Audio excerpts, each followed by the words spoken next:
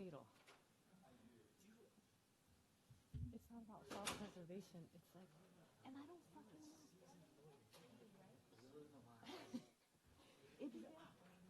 but I'm telling you, they're not fucking.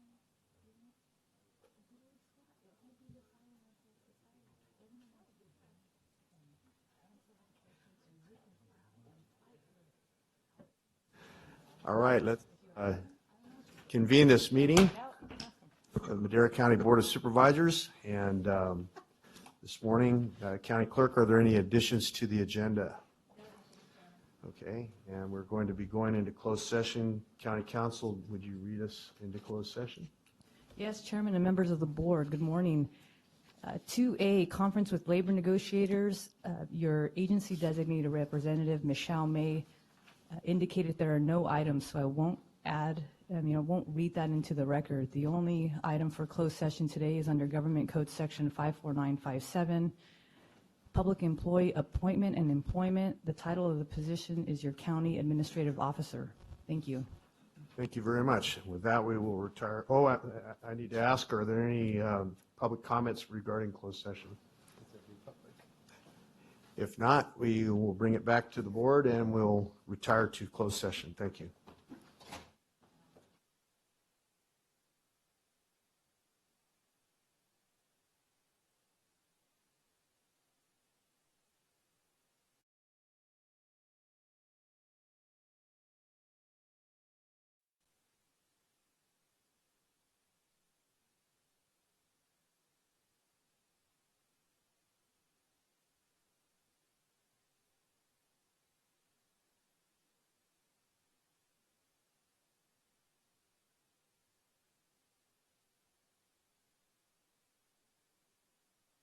Okay. So we're still No, there. we have HSS at 1:30. Yeah, it was the, yeah, it was on.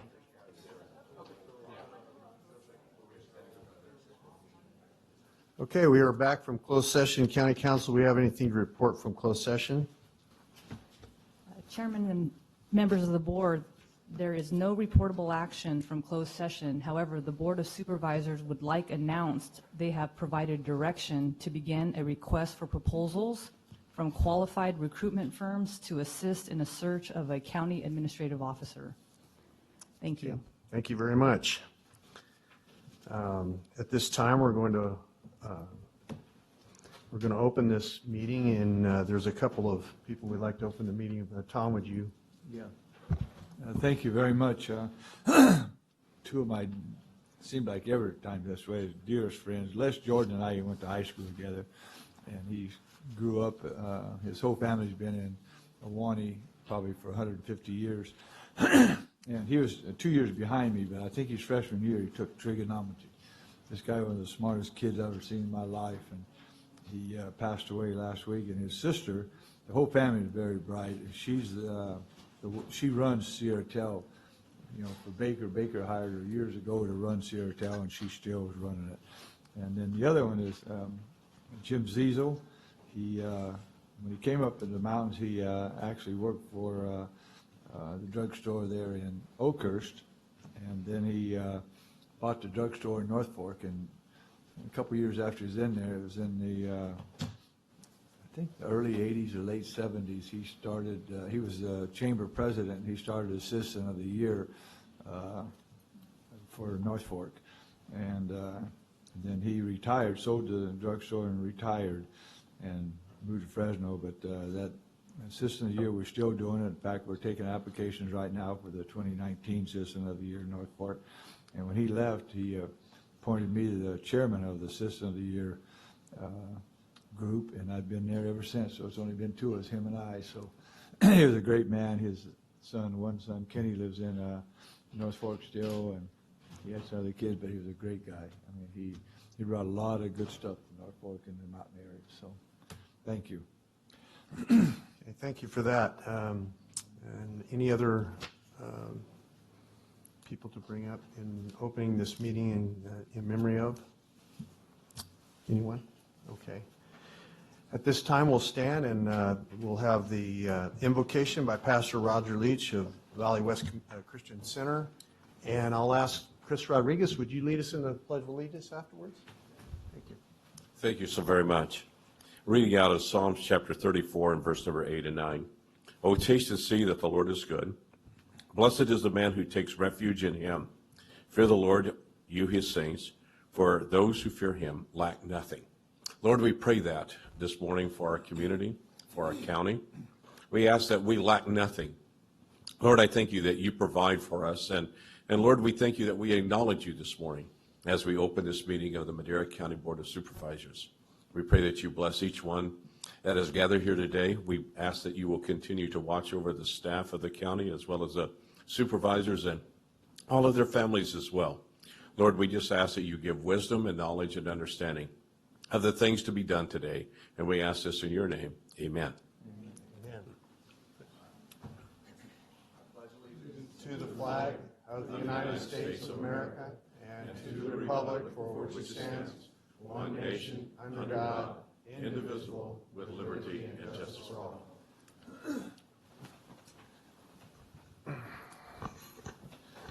Well, in continuing our theme, talking about automobiles, I've been discussing various aspects of how an automobile relates to an organization.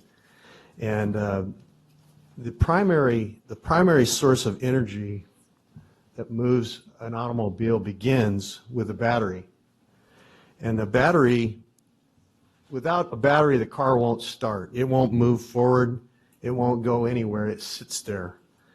And in the electrical system, energy flows from the positive side of the battery. And that's the way it is in any electrical system. Energy always flows from the positive to the negative. So the negative is consuming while the positive is providing the energy that sets that car in motion. Nothing is moved without positivity. And the same is true for an organization or an individual. You know, you can't pay bills without a positive balance in your checking account. So nothing changes and nothing gets moved in a positive direction or in a direction without positivity. It takes many more muscles to frown than it does to smile, they tell us. And so negativity consumes while positivity provides energy and power to move things and change things. I have a little sign that sits on my desk that it says, "It can be done."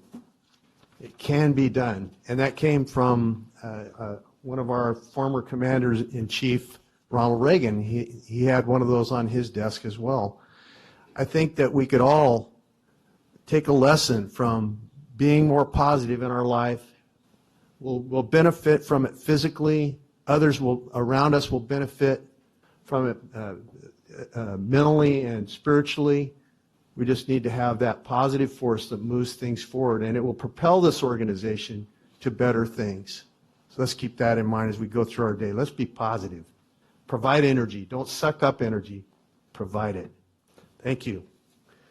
And with that, we'll move to our consent. Let's see. No, we're going to public comment. Thank you. Public comment. The first 15 minutes of each regular session are set aside for members of the public to address the board on any matter under the jurisdiction of the board, but not appearing on the agenda. The board will not take action on any items presented under public comment. Speakers are limited to 3 minutes. Anyone addressing the board is asked to print their name clearly on the speaker sheet at the podium and state their name and county of residence for the record. In the public to address the board. Chief? Chairman, Board of Supervisors, Matt Watson, Assistant Chief, Madera County Fire. Today, I'd just like to give you guys a couple calendars. In June is a couple special things, is not only the Tesoro Viejo engine number 7, Lucky engine number 7 that's on there, but it also represents what the future fleet of Madera County Fire looks like. And then Flag Day, which is a very great day. It's also Chief of Staff Melissa De Silva's birthday and my birthday, so I wrote that in there for you. Thank you, and I'll hand these calendars out to you. Thank you very much. And Chairman, also in August, City of Chachula's engine's in there, so you have 2 engines representing your district. So. Thank you very much. Appreciate that. Now, do we get a refund for the month of January? We should, huh? Very important. Thank you very much. And thank you for what you do every day. Matt, thank you. Any other public to address the board? Mr. Chairman, Board Supervisors, my name is Angel Reina. I'm the president for Madera and Oakhurst Community College Centers. I come with good news. I wanted to update everyone to let you know that we've moved from center status. We're still in the center status, but we've been acknowledged through our accrediting commission to have a formal relationship with them. So we were granted candidacy towards the end of January. As you all know, we've been on this long journey to move from a center to an independent college status. So this brings us one step closer. We now have a formal relationship with ACCJC, which is the Accrediting Commission for Community and Junior Colleges. So our students are now eligible for financial aid through us. We're able to take a step towards changing our name. So we're working on those logistics. We're working on sending a survey to our internal community, external community as well. If we're going to be Madera Community College, Madera College, or something else. So we want to provide those options. So you may be seeing a survey of that sort coming soon. I also want to take the opportunity. I know there's a board member here as well, Richard Kalia. I want to acknowledge him just because it's kind of practice, but thanks, Richard, for being here. I also want to invite you to commencement. It's May 22nd. At 6 p.m. for the first time ever, we're holding commencement on a Friday. So hopefully you all can be there. Past tradition was the Reedy College president wanted to be at both ceremonies. So Madera's always got pushed to Thursday, and then Reedy had it on Friday. So for the first time ever, we'll be able to accommodate our students and have it on Friday as well. I don't know if anybody has any questions or. Go ahead. Which one? Fraser College? I think that's been Just taken. wanted to throw that out there. Well, I just going to say tonight for the Oakhurst Junior College, you're having an update at 6 o'clock at the Oakhurst Community Center. So, and that process of what they're doing, and I got to thank you and Richard and the rest of your board for really pushing and helping us keep that right on the timeline that we're going to get our JC up there in Oakhurst. So. Yeah, great and positive news, and talk about a positive force, this young man right here. He moves very positively through our community, and just a great attitude. We thank you so much for what you do. Thank you. And I thank you all for your support, because without your support, we wouldn't be moving along on the path that we are. So thank you for the great work. I know that it's the work that you do with servant leadership, and you really don't get any credit for the great work that you do, but usually get blamed for everything. So I just want to acknowledge and thank you for your work. Amen to that. I was an elected official before too, so I know. Right. Thank you for Thank your you time. so much. Thank you so much. Thank you. Any other public comment? Yes, sir. Come to the Just microphone. one last unexpected public comment. My name is Richard Cagley with the State Center Community College, and I represent myself at this point. But I can tell you that there's been a lot of work that's gone into turning that center into something like the Madera Community College, but without Angel's serious work dragging it home, it probably would not be happening like it's happening today. So I wanted to publicly acknowledge him and thank him. Right. I don't say a lot at our board meetings, but I do look at him sometimes and say, God, so lucky to have this guy. Thank you. Yes, I agree. And thank you for your work. Continue. Thank you, Richard. I have one. Real quick Yes, one. Tom, go ahead. Yeah, you know, I sat on the San Joaquin Air Pollution Board, and at our last meeting, we went over all the money, actually it was 2 meetings ago, of what we give out in grants and stuff, and I'm really disappointed in our farmers and business people and stuff in Madera County. We're not at the top of getting these dollars, and we've given out $1.28 billion in different grants, and that's heavy-duty trucks, agricultural equipment, light-duty passenger trucks, school buses, residential wood burning. On that one, that we got that passed from Madera and Fresno County, which they were exempt from it. We're the second leading county of the 8 counties that uses that money for those. And then and there's also dollars, really easy dollars for lawn and garden equipment, and also technological advancement stuff. So I hope that we start really working on this. All of our small trucking companies, I know a lot of them up there in the mountains have used it, because every time I see one, I ask them about it. And I mean, those trucks, they can get up to $50,000, $75,000 from the Air Board to help buy those. It's not a couple bucks, it's a lot of dollars. And those wood stoves and stuff, it's up to $2,500. And they're usually gonna cost about $3,000, so you're really just hardly out of nothing. So I just wish people would start using this, get on the Air Board website, and you can see all the stuff that we have to offer, and it's just, go get it, the dollars are free. Yeah. Thank you, Tom, for bringing that to the public's attention. Rob? I'd just like to thank one more group of people that I think get forgotten when it comes to Madera Community College, and that's the taxpayer. The taxpayers in the State Center Community College District passed Measure C, which allowed this thing to move forward. If Measure C did not pass, this would not be happening. So on behalf of the State Center Community College District, the Madera County Board of Supervisors, and all those interested in education, thank you, Madera County taxpayer. Yeah, I recently went to their opening of a new facility that they built to educate and concerning industry and agriculture, and it was really, really well done. So we're just moving forward in great things. Really appreciate that. Thank you. Anybody else to speak to the board? No more public comment. We'll close public comment and we'll move to consent calendar. Any questions on the consent calendar? I just had Tom? one, Mr. Chairman. Yes. On item I, I think she's sitting there. I know it says it in the backup, it says it is budgeted. I just wondering where that money comes from, that $131,000, if you know offhand, or? Good morning, Chairman, Supervisors. Jeannie Haben I'm Deputy Director of Water and Natural Resources. Yes, that is about $132,000, like you stated, and that's going to be divided up.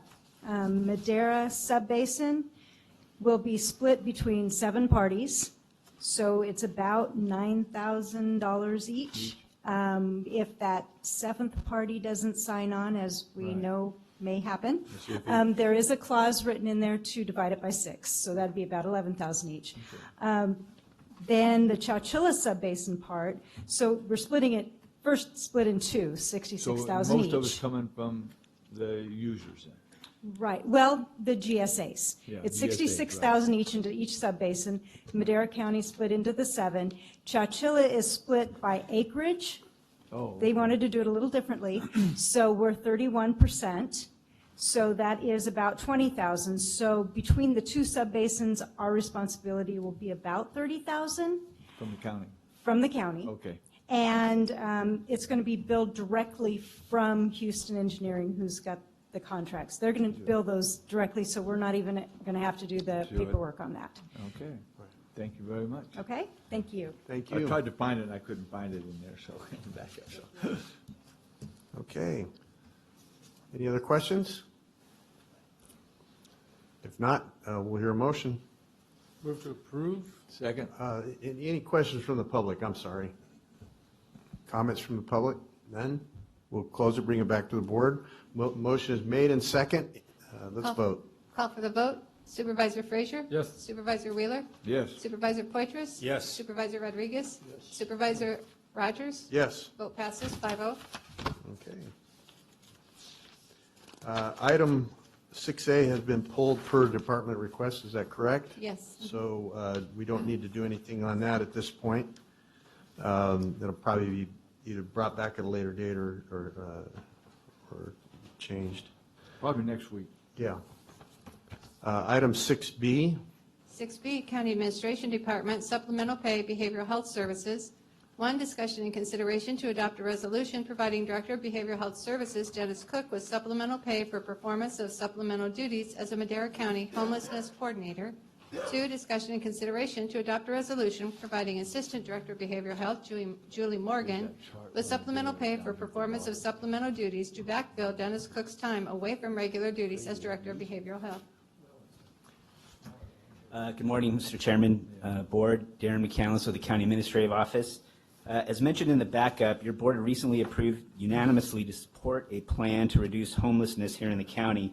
The primary focus of this plan is to develop a strong, well-organized community coalition to focus on reducing homelessness within the county. In order to achieve this, Dennis Cook, Director of Behavioral Health Services, has assumed the lead in coordinating planning and policy efforts. The item before you proposes supplemental pay in order to compensate both Dennis Cook and Deputy Director Julie Morgan for significant new duties assumed in addition to their already existing workloads related to coordination of efforts to reduce homelessness within the county. And with that, I'm available for any questions, as is Dennis Cook. Supervisor Poitras, do you have a question? I have no question, but I certainly have a comment. Okay. This is a very small agenda item, but it's very significant in scope. The homelessness issue, if you do statewide surveys have shown that homelessness is the #1 issue in our state, and it's certainly a huge issue in our county. And that exceeds education, the economy, roads, all those things. Homelessness, #1. In several months ago, I started considering, okay, how much do I know as a county supervisor as far as what our efforts are in terms of homelessness? And I know we've got many divisions. We've got social services, public health. We have law enforcement, both city and county involved in the effort. We've got CAP-MC. We've got, you name it, we've got behavioral health, department after department. Code enforcement. I mean, it just goes on and on and on. They're involved, but I'm not exactly sure what exactly each one does and how well are things coordinated. And we're getting, money from the state of California. Governor Newsom's talking about this and that and the other thing. But it's up to us on the local level to coordinate those efforts. And how well are those efforts being coordinated? Well, we convened a meeting a few months ago with different department heads and those involved in the homelessness effort. And there was great enthusiasm amongst those that were there that wanted to really move forward and tackle this particular issue.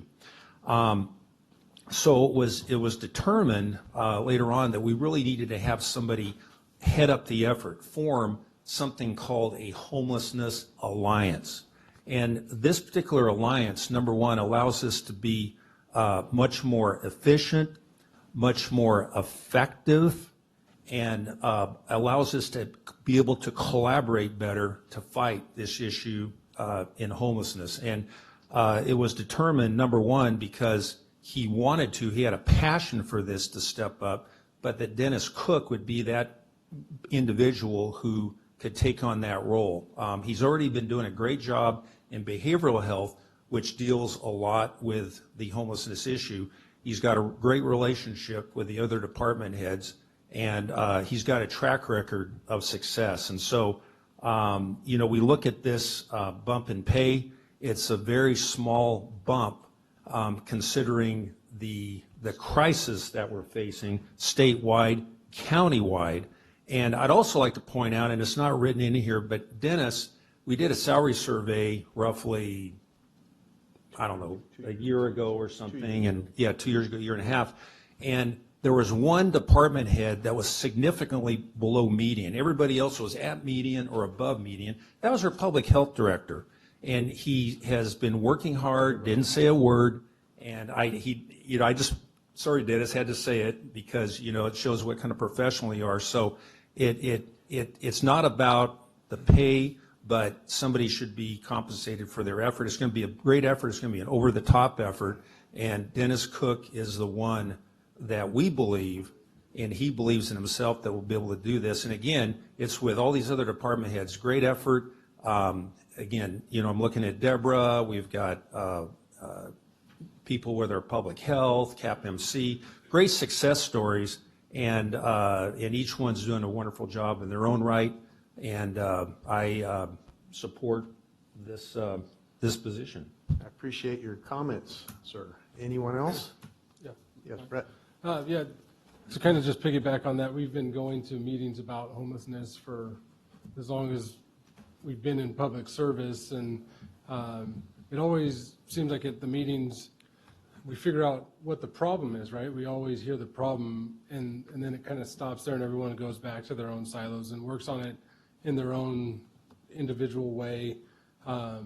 And that just, there's getting help, but it's never coordinated. And putting that together, and you look at the bump and pave for both to backfill and then to create this, and you put all that together, and it's still well below what it'd be to get just one person that just focused on that.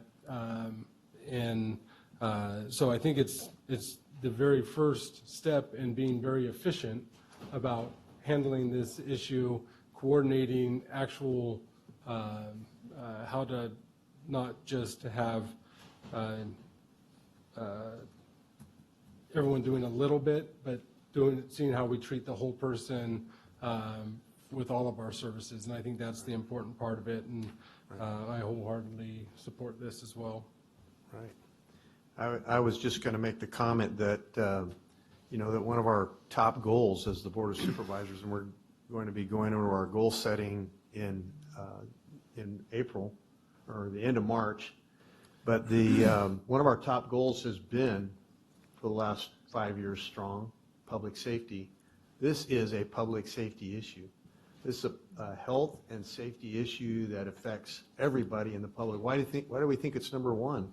Because it touches everybody somehow in a public safety manner. We're talking about health, we're talking about the welfare of people, and there are certainly some components of public safety that go along with all of that. So this is a top issue because it's a focus of the Board of Supervisors and always has been, but this will be a great step in the right direction, having Dennis Cook, who really knows what he's doing on this issue. And so I totally agree.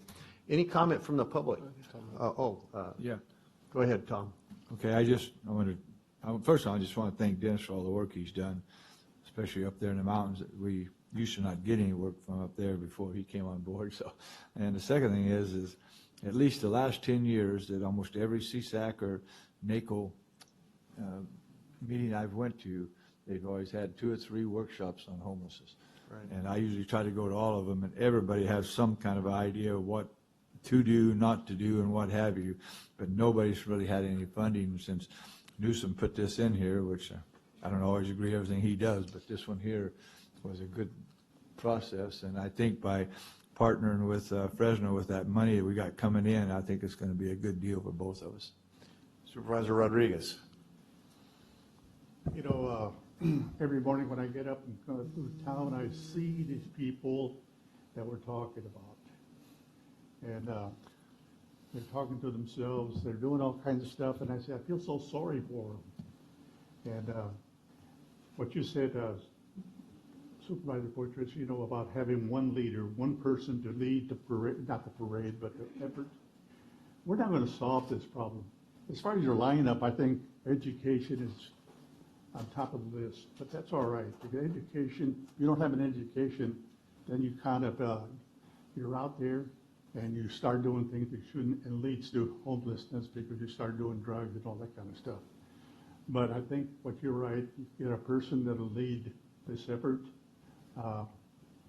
I go through the river, I drive around there, talk to some of the people there, and it's a bad situation down there, folks.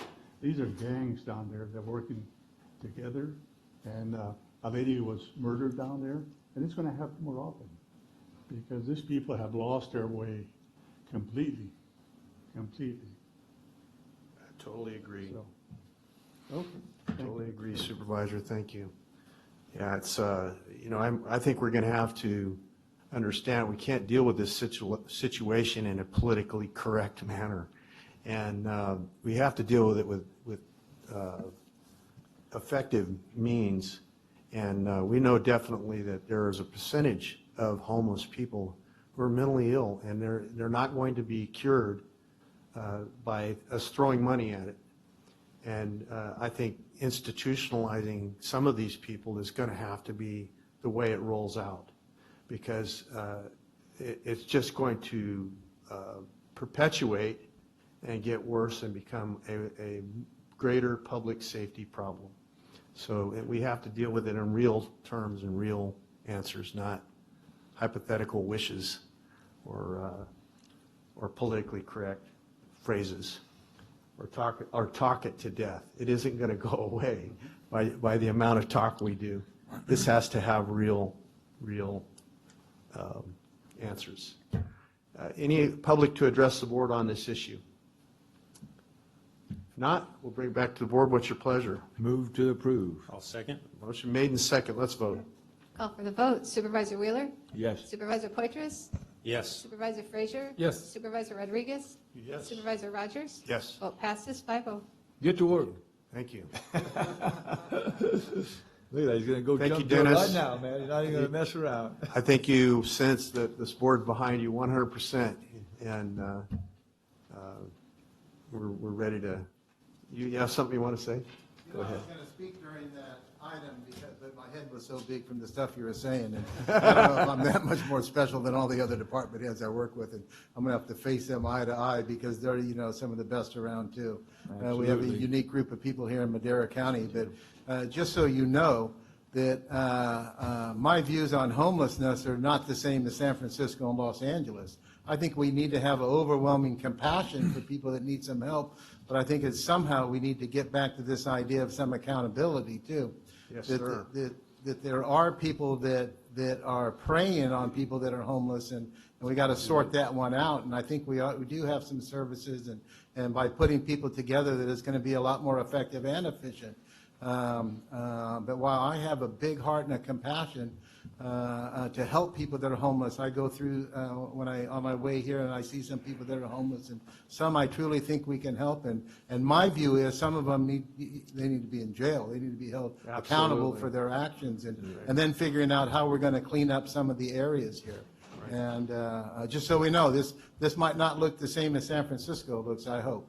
Yeah. Well, we don't want it to look like that at all. Yeah, I was just making sure we know where I'm kind of coming from on some of my views with it. Gotcha. Yeah, I appreciate your support. Thank you, Dennis. Thank you. Appreciate that comment, too. Item 6C. 6C, Human Resources Department, discussion and consideration to adopt a resolution appointing Matthew Traber as Madera County's Chief of Development Services effective February 12, 2020. Move to approve. Second. Motion made and second. Is there any comment from the public on this item? That was easy, Michelle. That was wonderful. No, Thank you. any Great questions? job, hon. Great job. Let's vote. Call for the vote. Supervisor Frazier? Yes. Supervisor Wheeler? Yes. Supervisor Poitras? Yes. Supervisor Rodriguez? Yep. Supervisor Rogers? Yes. Vote passes 5-0. Well, Matt, you can't get any bigger support than that right there, so. Yes, thank you very much, Matt. Public comment is over. Matt Can you guys block Treber, that? Community and Economic Development Director for a little bit longer, but I can't thank the board enough for the support that you've shown, and to the staff on the third floor. Right, we're only as good as the folks that are there. We've got a great team up there. So just wanted to thank the board for the support, and I'm excited for the opportunity and the job ahead. So thank you very much. Well, as I told Matt earlier in the week, when you're looking for someone to give authority to, you look for someone who's already taken the responsibility, and he definitely has done that. So we're proud of you, your growth. You're Madera County, and you represent us well, so thank you very much. Thank you. Thank you. 6D. 6D, Human Resources Department, conversion of sick leave hours to retirement service credit. Discussion and consideration to adopt the side letters of agreement with the clerical, communications dispatcher, correctional officer, deputy probation officer, mid-management, peace officer management, peace officer, postgraduate licensed professional, probation administrators, probation management professional, service and technical units to allow for the conversion of sick leave hours to retirement service credits effective March 2020. 2, discussion and consideration to extend the terms of the side letters of agreements and recommended action number 1 to eligible and current unrepresented employees, including department heads. Good Move to morning. approve. Motion is made to approve. Second. Motion made and second. Any questions from the public, comments from the public? Well, you're getting it easy today, Michelle, I I'll tell you. know. It's just your skill and presence. That's what it is. Does her homework, gets it done. Bring it back to the board. Let's vote. Call for the vote. Supervisor Frazier? Yes. Supervisor Wheeler? Yes. Supervisor Rodriguez? Yes. Supervisor Poitras? Yes. Supervisor Rogers? Yes. Vote passes 5-0. Thank you very Thank you. much. You did a great job. Thank you. I wanted us to be fresh for trash. Yes. Yeah. For sure. Okay, so let's see. That brings us to item 6E.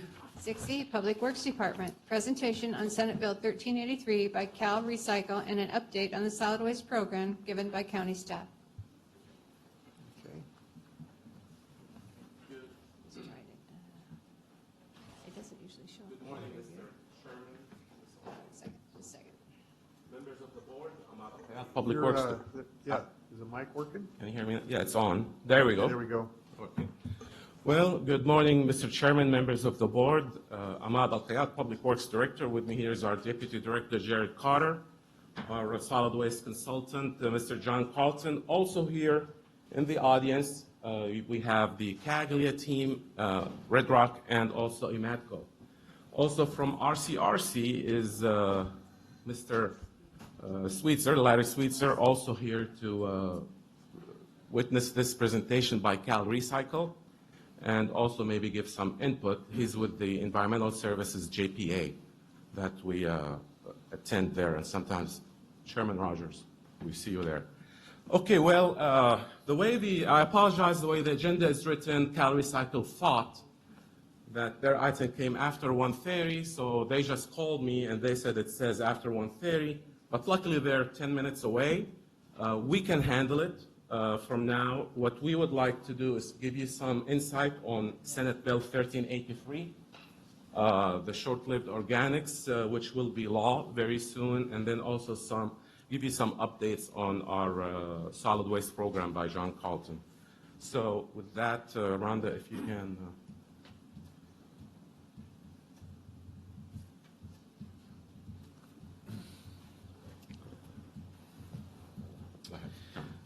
So the reason we're here now instead of May, which we'll be back in May, is to brief the board as a board workshop for changes that are pending, is that this is a significant change. And we were hoping that Cal Recycle would be here so you could hear it from the horse's mouth, but sometimes we can't lead the horse to water on time. So we're pending. We're going to try to run through their presentation so that you can get a sense for this. This is a bill that's been pending for a while. It's Senate Bill 1383. It's a bill that's intended to tackle short-term climate pollutants. But the impact on the solid waste community is fairly significant. This is a bill, unlike many of the other bills, 1826, which dealt with commercial food waste, 939 and 341, which were recycling sort of oriented bills, that this bill has a lot of penalties and compliance measures that have penalties to the county for noncompliance up to $10,000 a day. So this is a pretty sweeping bill, has a lot of teeth in it. It is something that's been in the works for a while. There was a story on the news today, according to the Office of Administrative Law, the bill is going to be final with final regs in 30 days or so. We still don't even have a final bill. But the impacts are going to be immediate. And we've been talking about this at some of the board workshops over the last couple of years, saying it's coming. It's going to fundamentally change how organics, which are food waste and vegetative waste, yard waste, is going to be managed on both the commercial and residential sectors. So we're here today to kind of give you this briefing, set you up for the fact that we're going to be coming back in May with some things that we'll look to talk about. But since these are fairly significant, we wanted to run through it. So anyway, the bill's titled "Reducing Short-Term or Short-Lived Climate Pollutants in California." The reason that it's being targeted on the organic side is that organics make up the biggest piece of the disposed waste stream right now. It's quite a substantial amount. I think this is not even showing accurately on your screens. I can't even see it, but it's dealing with the fact that there's short-lived, or that when waste is disposed in landfills, it creates methane, which is a climate pollutant, but also that there's elements in here for food insecurity. So there's things that we're trying to do to have food delivered that it's edible to people that need it or organizations that need it.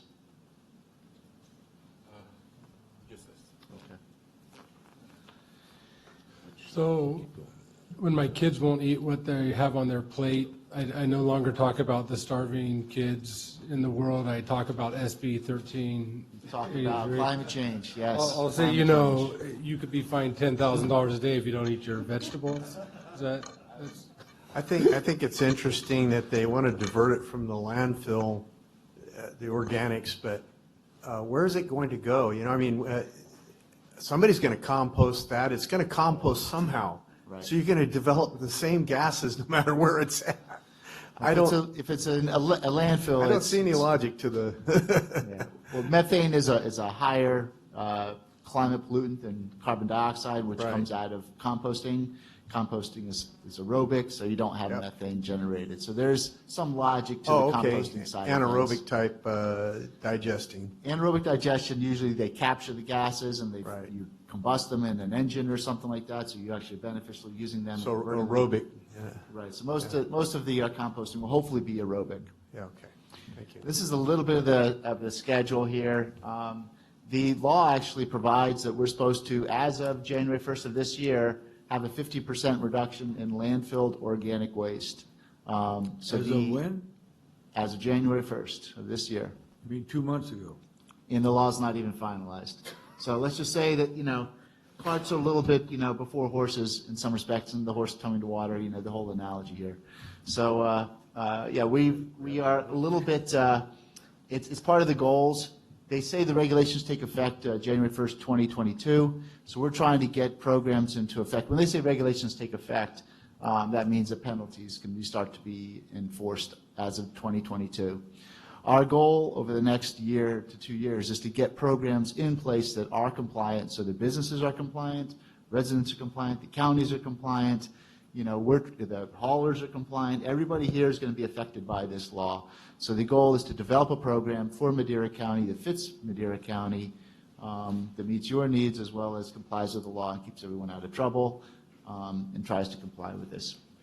Their future goals, which are 2025, is supposed to have a 75% reduction in landfilled organic waste.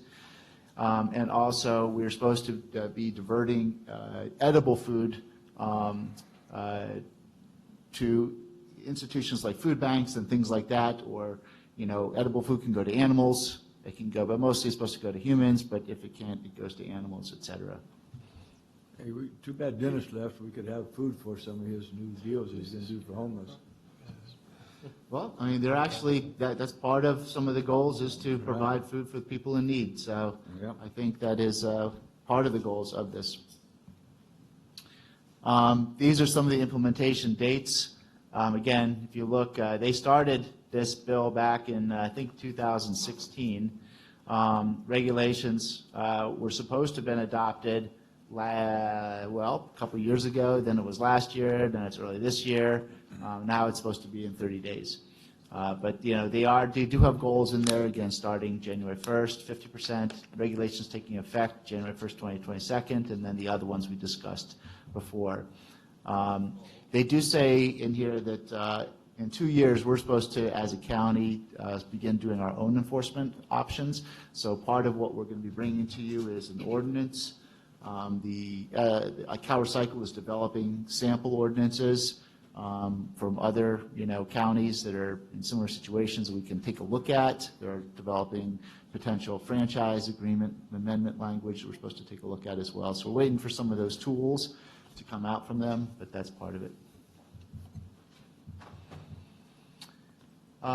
These are some of the things we're supposed to be doing in 2022, providing service, collection service.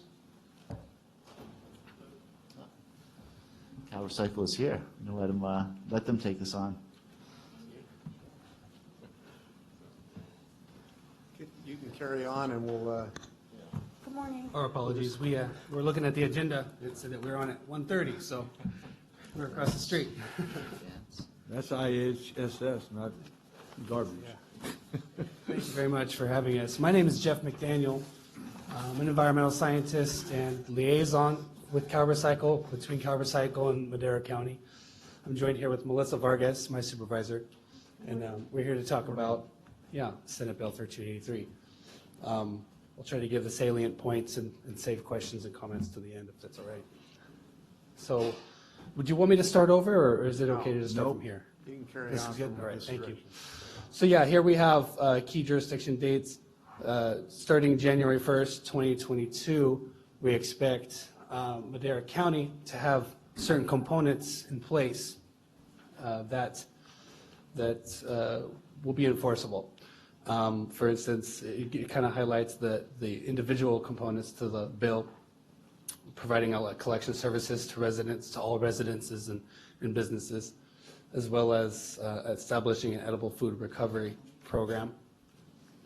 There's, of course, a conducting education and outreach component, as well as procurement, capacity planning, and by 2024, jurisdictions must take enforceable actions on non-compliant entities. So, let's see here. Thank you. Again, this is the same list here that we have. Sorry if I'm going a little fast. But what we have is, what I want to kind of point out is just that there's, for each of these, there's a lot of resources out there, a lot of tools that we would be able to provide. The HAFNH is a contractor who is putting together a lot of tools and resources for everyone to, like, rate structures and things like that. But what I would just say is that, like, establishing edible food recovery program, for instance, is one that's particularly dear to my heart. When you have 2/3 of our waste stream going to landfill, and at the same time have that being organic and food waste, but at the same time you have 1 in 5 children who don't know where their next meal is going to come from. That we care about that and we want to address that, and we believe that 1383 will do just that. What's fortunate for Madera County is that you have a lot of infrastructure in place already. You have food banks. There's a food bank in Madera. There's a lot of nonprofit organizations and churches in this, Quartz Gold and in Raymond and in Oakhurst that feed the needy. And so it's really just a matter of building on the infrastructure that you already have and putting, giving support to those that need it. The conducting outreach and education, Melissa's going to go over the following points a little bit later in greater detail, but it involves procurement, of course, of material and organics, and closing the loop on that, and securing access to edible food recovery. Like I said, just building the infrastructure if you need it. I don't think that Madera County has any plans to build infrastructure, but you do have neighbors, like Mariposa up in the higher elevations that is open and ready to collect organic waste, as well as the Mid-Valley Disposal Owned Facility in Kerman. And then, of course, yes, there's monitoring and compliance and conducting enforcement, which is a little bit different from Assembly Bill 1826, which was, there was no real enforcement with that bill. It was like a stepping stone to 1383.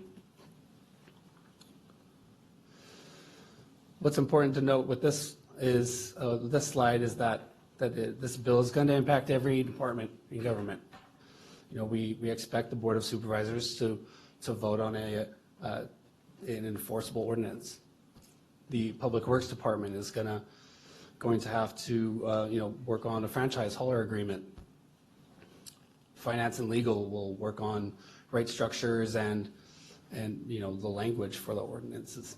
And Environmental Health, I'd like to point them out because they're going to be instrumental in giving you the information that you already have. They might be involved in conducting inspections right, on commercial entities. They already know who the players are. They already know the nonprofits that are giving away food, and it's a matter of communicating with them and getting that information from them. This is diving into one of the components, and I think, before I go into each of the components, what we could say is that, historically with is it AB 939, I believe that, the state would look at the entire program and determine whether or not it was adequate or inadequate. With 1383, it's a little different. And we're going to be looking at each of these components individually to determine their adequacy. With the collection services requirement, there's multiple ways you can go about it. I can tell you that I believe in the county you have a 2-bin system currently. But in the city of Madera and Chowchilla, you have a 3-bin system. In those cities, you can put your food waste in the green bin with your yard waste. And they are currently collecting organic food waste from residents. And if you go to a 2-bin system, if you try to keep the 2-bin system, you're going to have to figure out, what it is that the facilities near you that you're taking to are capable of. They may not have the ability to separate out contamination and things like that. But again, that's something that you're going to have to figure out. With the edible food recovery program, I touched a lot on that, but yeah, identifying existing food recovery capacity. I think Madera County is in a really good position as far as this goes, and it's a matter of getting them the resources they need to help the residents and the people that need food.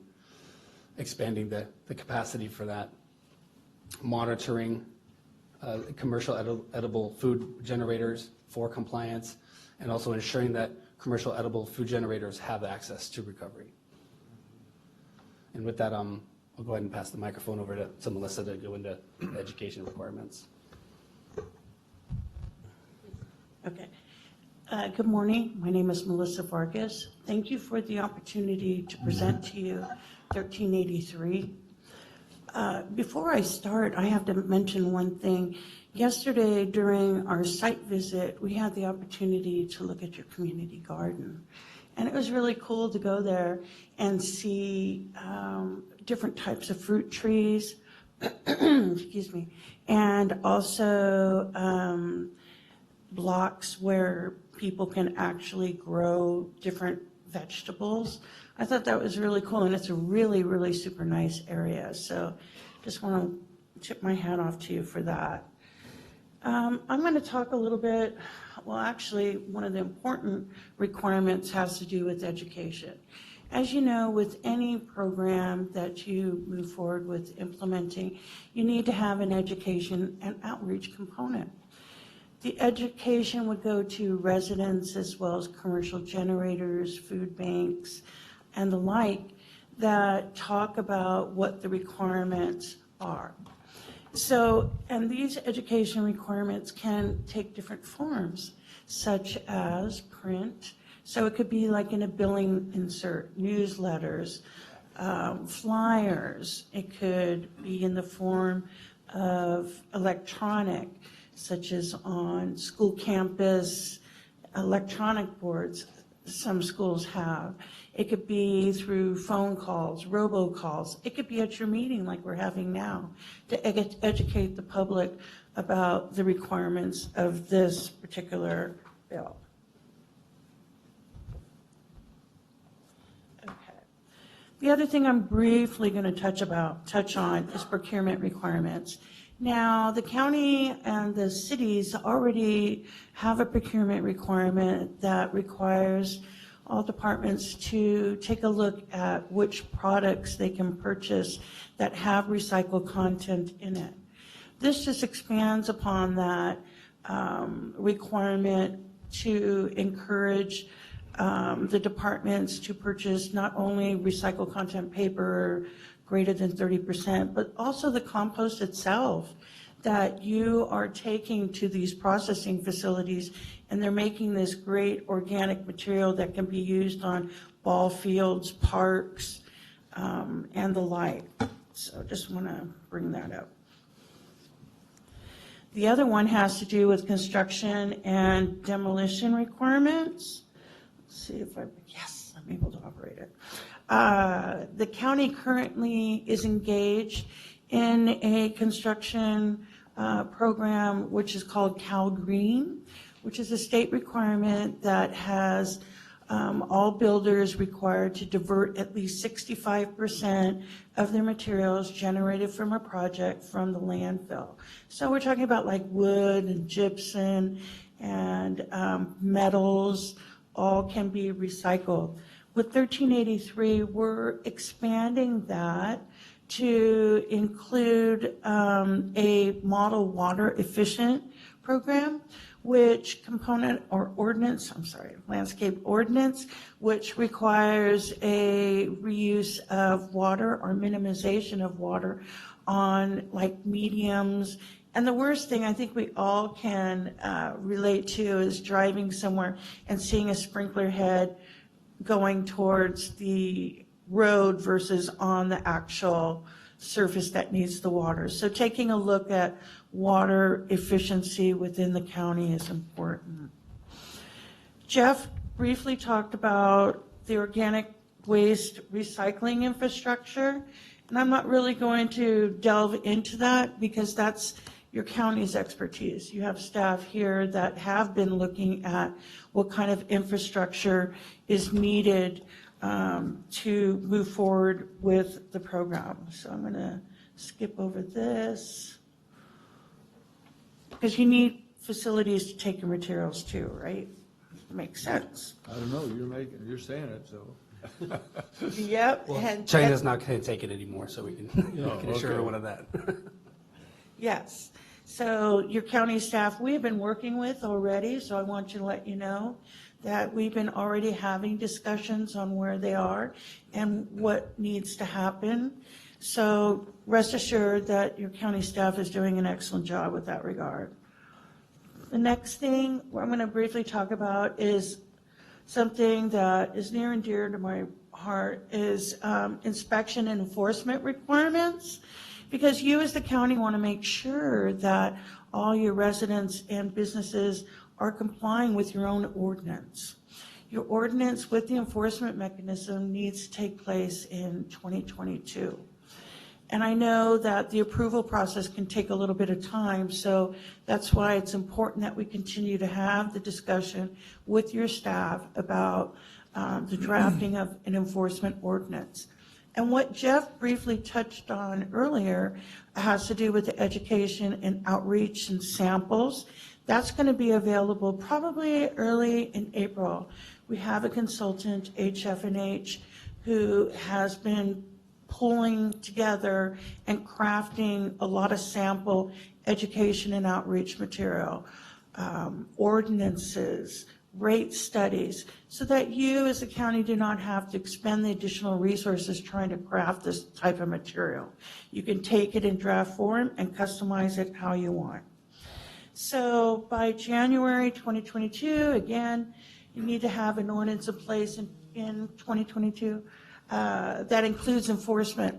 Why that's so important and why you might be saying, well, why do we have to do an enforcement?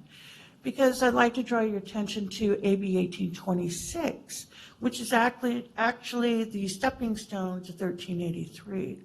What happened is when the 1826 program rolled out, there hasn't really been a robust participation in that particular program. What year was that come out? That came out, and we have preliminary numbers for 2019. Do you have those available? No, when was the bill passed? Oh. 1826. That was a long time ago. 1826? Yeah. I don't think any of us were born then, but Yes. when was the bill introduced that supposed to start it? You just said it's a step. That was 2016. I think it was 2013 or 14. Oh, there you go. The solid waste, organic waste assembly bill, When was it? about 2013 or 14, I can. Oh, shit. Right. And we're just now getting to it? Woo. Okay, go ahead. So now you can understand the urgency of moving forward with making Why sure. urgency now when you've been sitting on it this many years? Well, we've been working with your county staff to develop the necessary tools to engage these businesses with the program, and I'll let them speak. Sorry, Brett, I didn't mean to. Oh, no, it's fine. Supervisor, 1826 is the mandatory commercial organics collection, which are, the way we're doing it now is our franchises are offering it as a service to businesses who qualify or meet that threshold. Yeah, it has to be so many tons, right? Correct, so many yards of. Or yards, whatever it was, right. So it's in a subscription basis right now. Some businesses choose to have their own collection of waste, such as like the big franchises, McDonald's or Burger King or whatever. So they have some sort of a national contract. So at this point, we're doing all the outreach, but it's all commercial now. 1383 will change the whole ball games.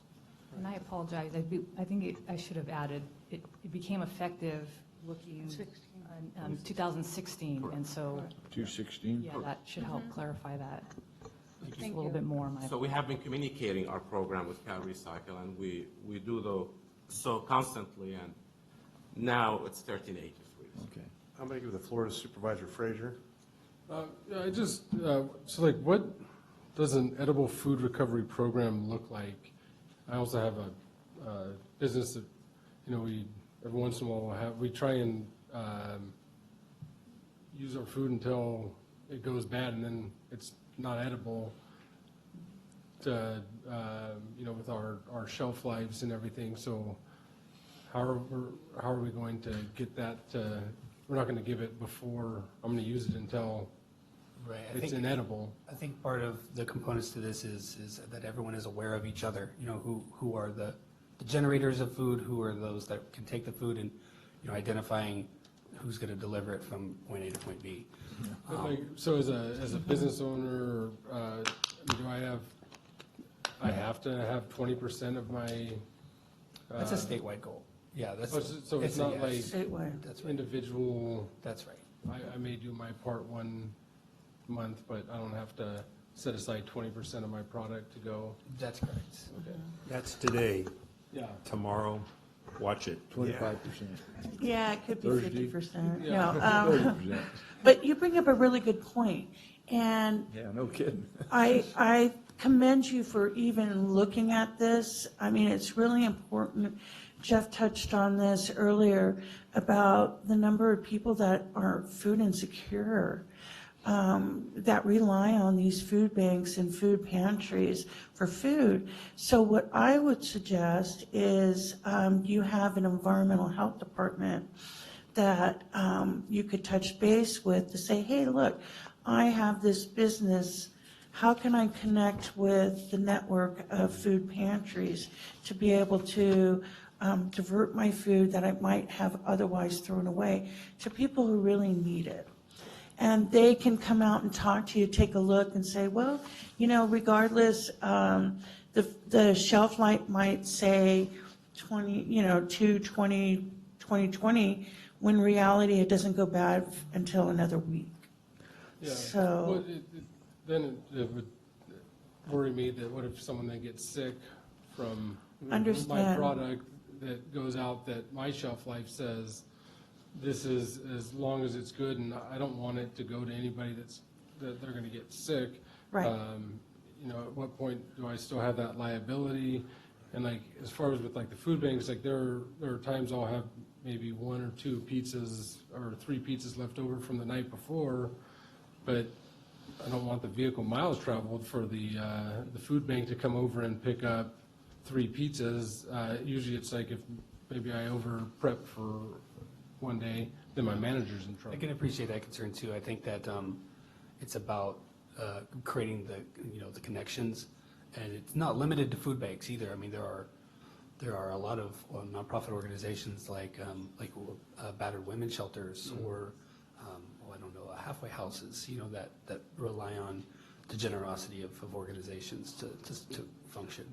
And you also bring up, Supervisor Frazier, you also bring up another important part or component is the fear of liability, having it come back and bite you in the arm. Yeah, it's rotted. So Poisoned. there is a Good Samaritan law out there that provides you relief on the liability of donating your food. So that even applies to schools, because schools generate an enormous amount, at least typically, of food waste, and they too were afraid that, well, what if I donate this, what's my liability? I'm a school entity. And we reassure them that of the Good Samaritan law exempts them from being sued for donating the materials.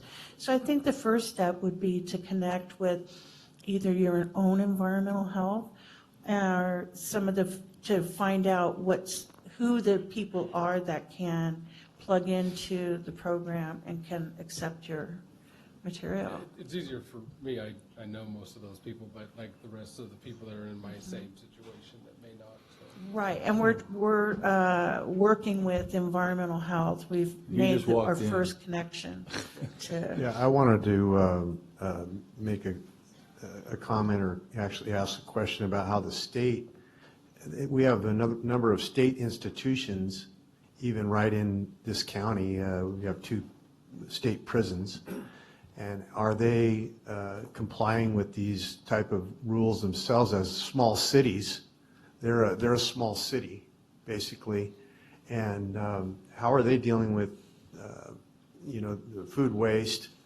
And would they consider supplementing their diets with foods that are not palatable for sale, but could be taken in that manner? And because after all, the state's paying for a large amount of people to eat, and they're not contributing back. So I think that's a question worth answering. And maybe that's something you could push the state to do, because I think they have a large number of these types of facilities where they're in charge of what goes on there. It's called lead by example. Lead by example. They want to, have the citizens do this, but the incarcerated individuals who've committed crimes against society, they're there because of what they've done to people. We have to, you get it.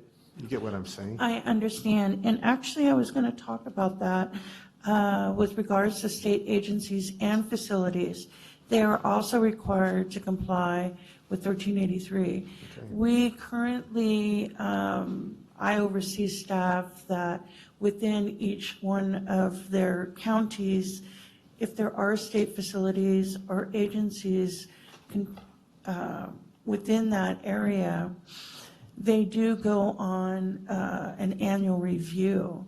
And it's not just for food, it's for everything. It's for all their programs like construction and demolition waste. Because we understand that those facilities within your jurisdiction have an impact. Right. They have a positive impact, but they can have the potential to be a negative impact. Right. It is our job, or my staff's job, to go out and meet with them and review their programs similar to what we do with our jurisdictions. Yeah, it wouldn't hurt them to learn to compost, yeah. grow food, and get back in touch with what it really takes to live. I think that's an education process that would be beneficial to inmates as well as Actually, I recently read that the women's facility here in the county has a garden. That I'm aware of that. Yeah, that's good. And I recently read about a number of prisons throughout the state that are starting their own composting facilities and trying to create the infrastructure where it's needed. And there are funding even available, not just for prisons are eligible as well to use those funds to expand infrastructure. One thing I wanted to mention, and I only wanted to mention this for staff's benefit and maybe some instruction on how we might go about this to educate the public, but we're in a unique position in this county where we have a lot of open space. We have a lot of constituents who live in open space and have the ability to literally eliminate organic waste from the stream. I'm one of those people where I don't put anything organic in the garbage. It doesn't go out. It goes to the chickens, or it goes in the compost pile, where I put that material around my trees later on, my garden.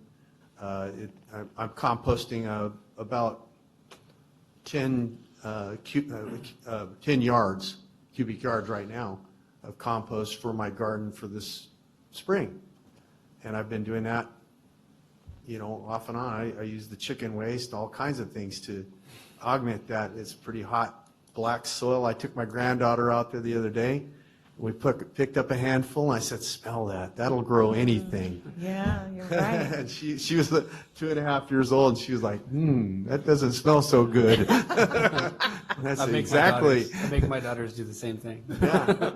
And it's great to, we have that ability for probably just under half of our residents in this county. And I'm just guessing on that, but we only have 2 incorporated cities, and then we have Oakhurst, where you have a tighter community up there in places, but there's a lot of people with land. When you have land, you have the ability to do composting.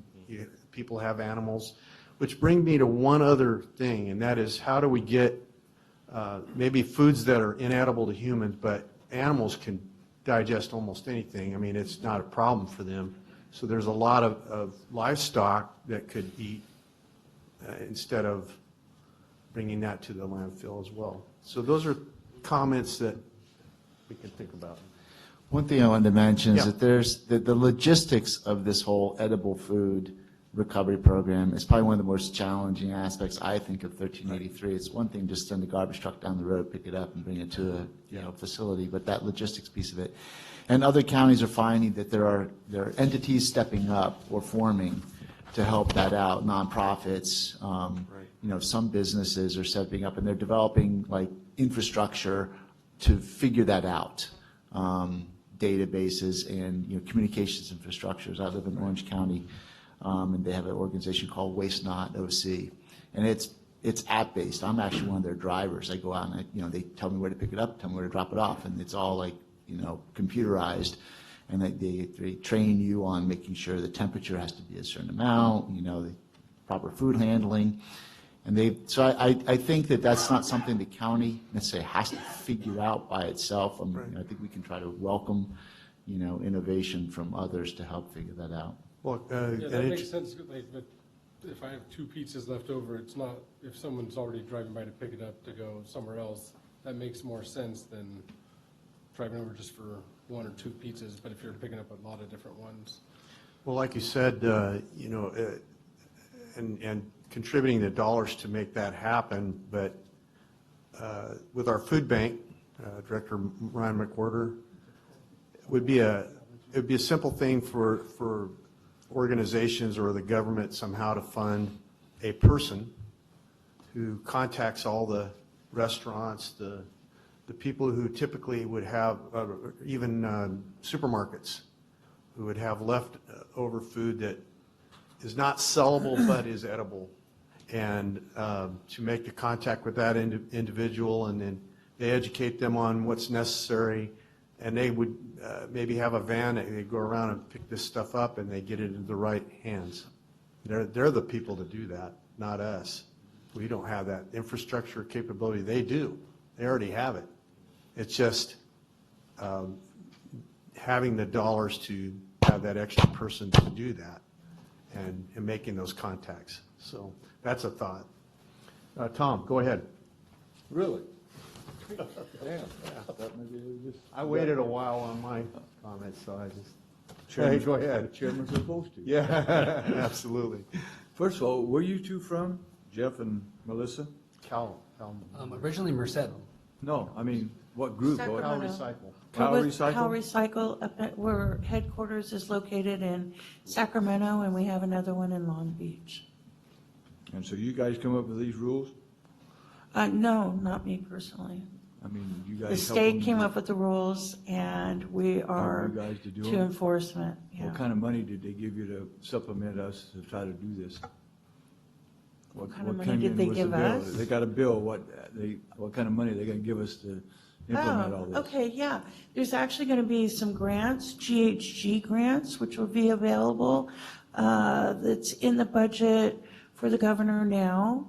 And as soon as he signs it, it'll depend upon how much he allocates to the distribution of funds to municipalities who apply for the greenhouse gas grants. There's another one that's coming out regarding community gardens. Do you remember that one? So none, Tom. It's another grant that's going to be coming out where a So contractor. there's no regular funding, you gotta apply for a grant stuff. So and the third thing that's on the screen right now, compliance, monitoring, and enforcement, annual compliance reviews, route reviews, inspectors, who's paying for all that? That would be your responsibility, your staff, similar to what they do now under AB 939.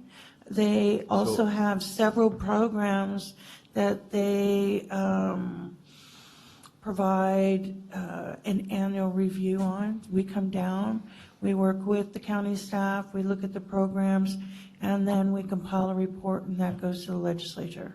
I would add also that on the 23rd of February, there's going to be a tool put out by HF&H on rate structures. And so it'll allow it to, dive a little deeper into the different ways that you can So fund the they'll tell program. us how much we can even charge to these people that have to do this? I think it would, help you figure it out. John's shaking his head no. No, you're saying you yes. have the choice as to Hell, I what you don't even know what charge. you're talking about. They're going to give you example rate structures, and we'll talk a little bit about it. We've been talking about this. We've been talking with the franchise haulers as to how to make it work. Yeah. We have our own ideas, but they're going to give us some tools. So these are Okay, just and then tools they're going to give. Say it's a school, you're talking about schools and restaurants and stuff, they're gonna have to have special utensils to put this food in to save? I mean, you can't just, the schools, you see how they do it when those kids only eat a quarter of their food, they got a big garbage can, they just shuffle it all in. So Right, and how are we gonna have clean utensils to gather clean food? Yeah, because the kids are just going to throw away with, they're not going to dump it into one thing and then throw. So I they're mean, gonna put the beans actually, in this they'll put the beans this in one, generation the may be lettuce in closer another, than and my the bean in generation another. was. I But mean, you're talking about utensils like mad, and who's gonna pay for these people gonna pick it up? I mean, you're talking about vehicles, you're talking about utensils for them. I mean, this is not something that's, I wouldn't eat none of their stuff that came from any of these places, because who knows if they spit on it or not. You bring up a lot of good points. I've been in a lot of different schools.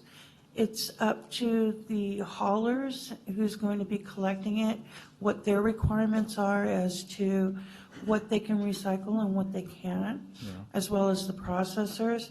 But when it comes to The food. boy, there- processors, that's no I got on here. Who But pays if- for that processor? Right, if I can just explain one thing.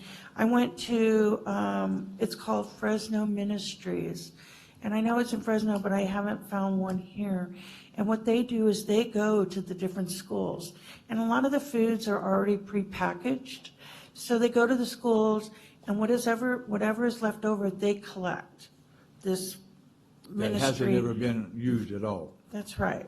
Or it could be on a share table, because a lot of kids are food insecure. They'll take that food and they could take it home or eat it there. But getting back to the Fresno Ministry, awesome program. They go to the different schools. They got funding from us for vans, refrigerated heat, and they don't have a Real quick, storage you place. said you got funding from you? Yes, under the GHG grants, several times. So there is funding out there, there will be funding. They go to the different schools, then they go to charitable organizations to drop that food off. So that's just one entity that does that. And it was So it just is mine. possible that the food bank could get a grant to Yes. employ a person and get some vans and this and that to go around and do that. Exactly. Because that's not something that the county should do, really. I mean, we're not. No, that's you're not gonna We're not in the govern food We're not going to business. do that. Right. But, for an organization like Food Bank, they're already in the business. You need a grant to pay Go you. I ahead, ain't Tom. finished yet. Go ahead. Go ahead. And then you said that you can scatter this stuff out in ball fields and stuff. I'm sorry. That's very complicated. Compost it. They compost it. I mean, and that stuff stink like somebody was talking about a while ago. I mean, I got a compost pile and it stinks bad. This would be So finished you put that compost. out in the ball fields, your kids gonna go out there, you think they'll play at school? I think you'd be surprised at how it comes out. I mean, the facility it's at Kerman, finished compost. I'm sure you can, arrange a tour of their facility and see what the finished product looks like. Okay. Okay, that's all I have right now. Yeah, it's good as Miracle Grow. It's just amazing.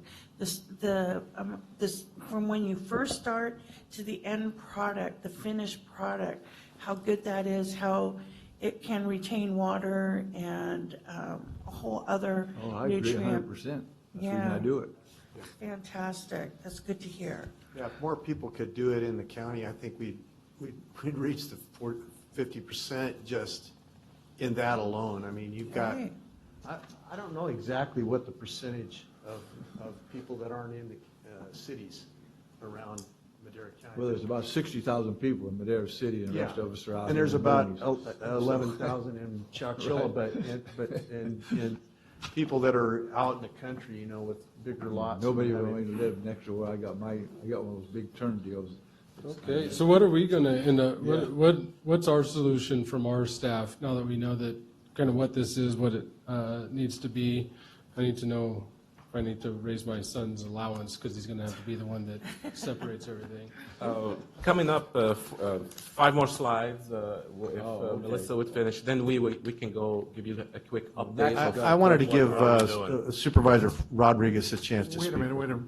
Is it possible to hear from one of the haulers to see how they feel about this bill? Sure. I think it will when Our they get our done. plan supervisor is, once Melissa and Jeff finish their presentation, we'll give you a quick update, and then we can Okay. hear from our. We also have a representative from RCRC here Absolutely. too as well, so go ahead and finish this slide presentation.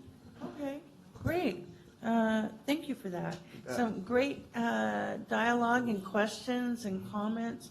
I think that's necessary to really develop any new program, so I appreciate your comments and questions.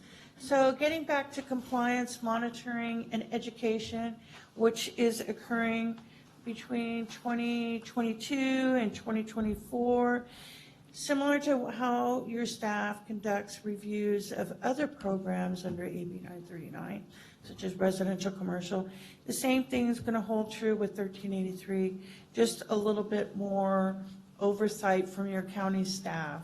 And we can talk about that, such as annual compliance reviews, route reviews.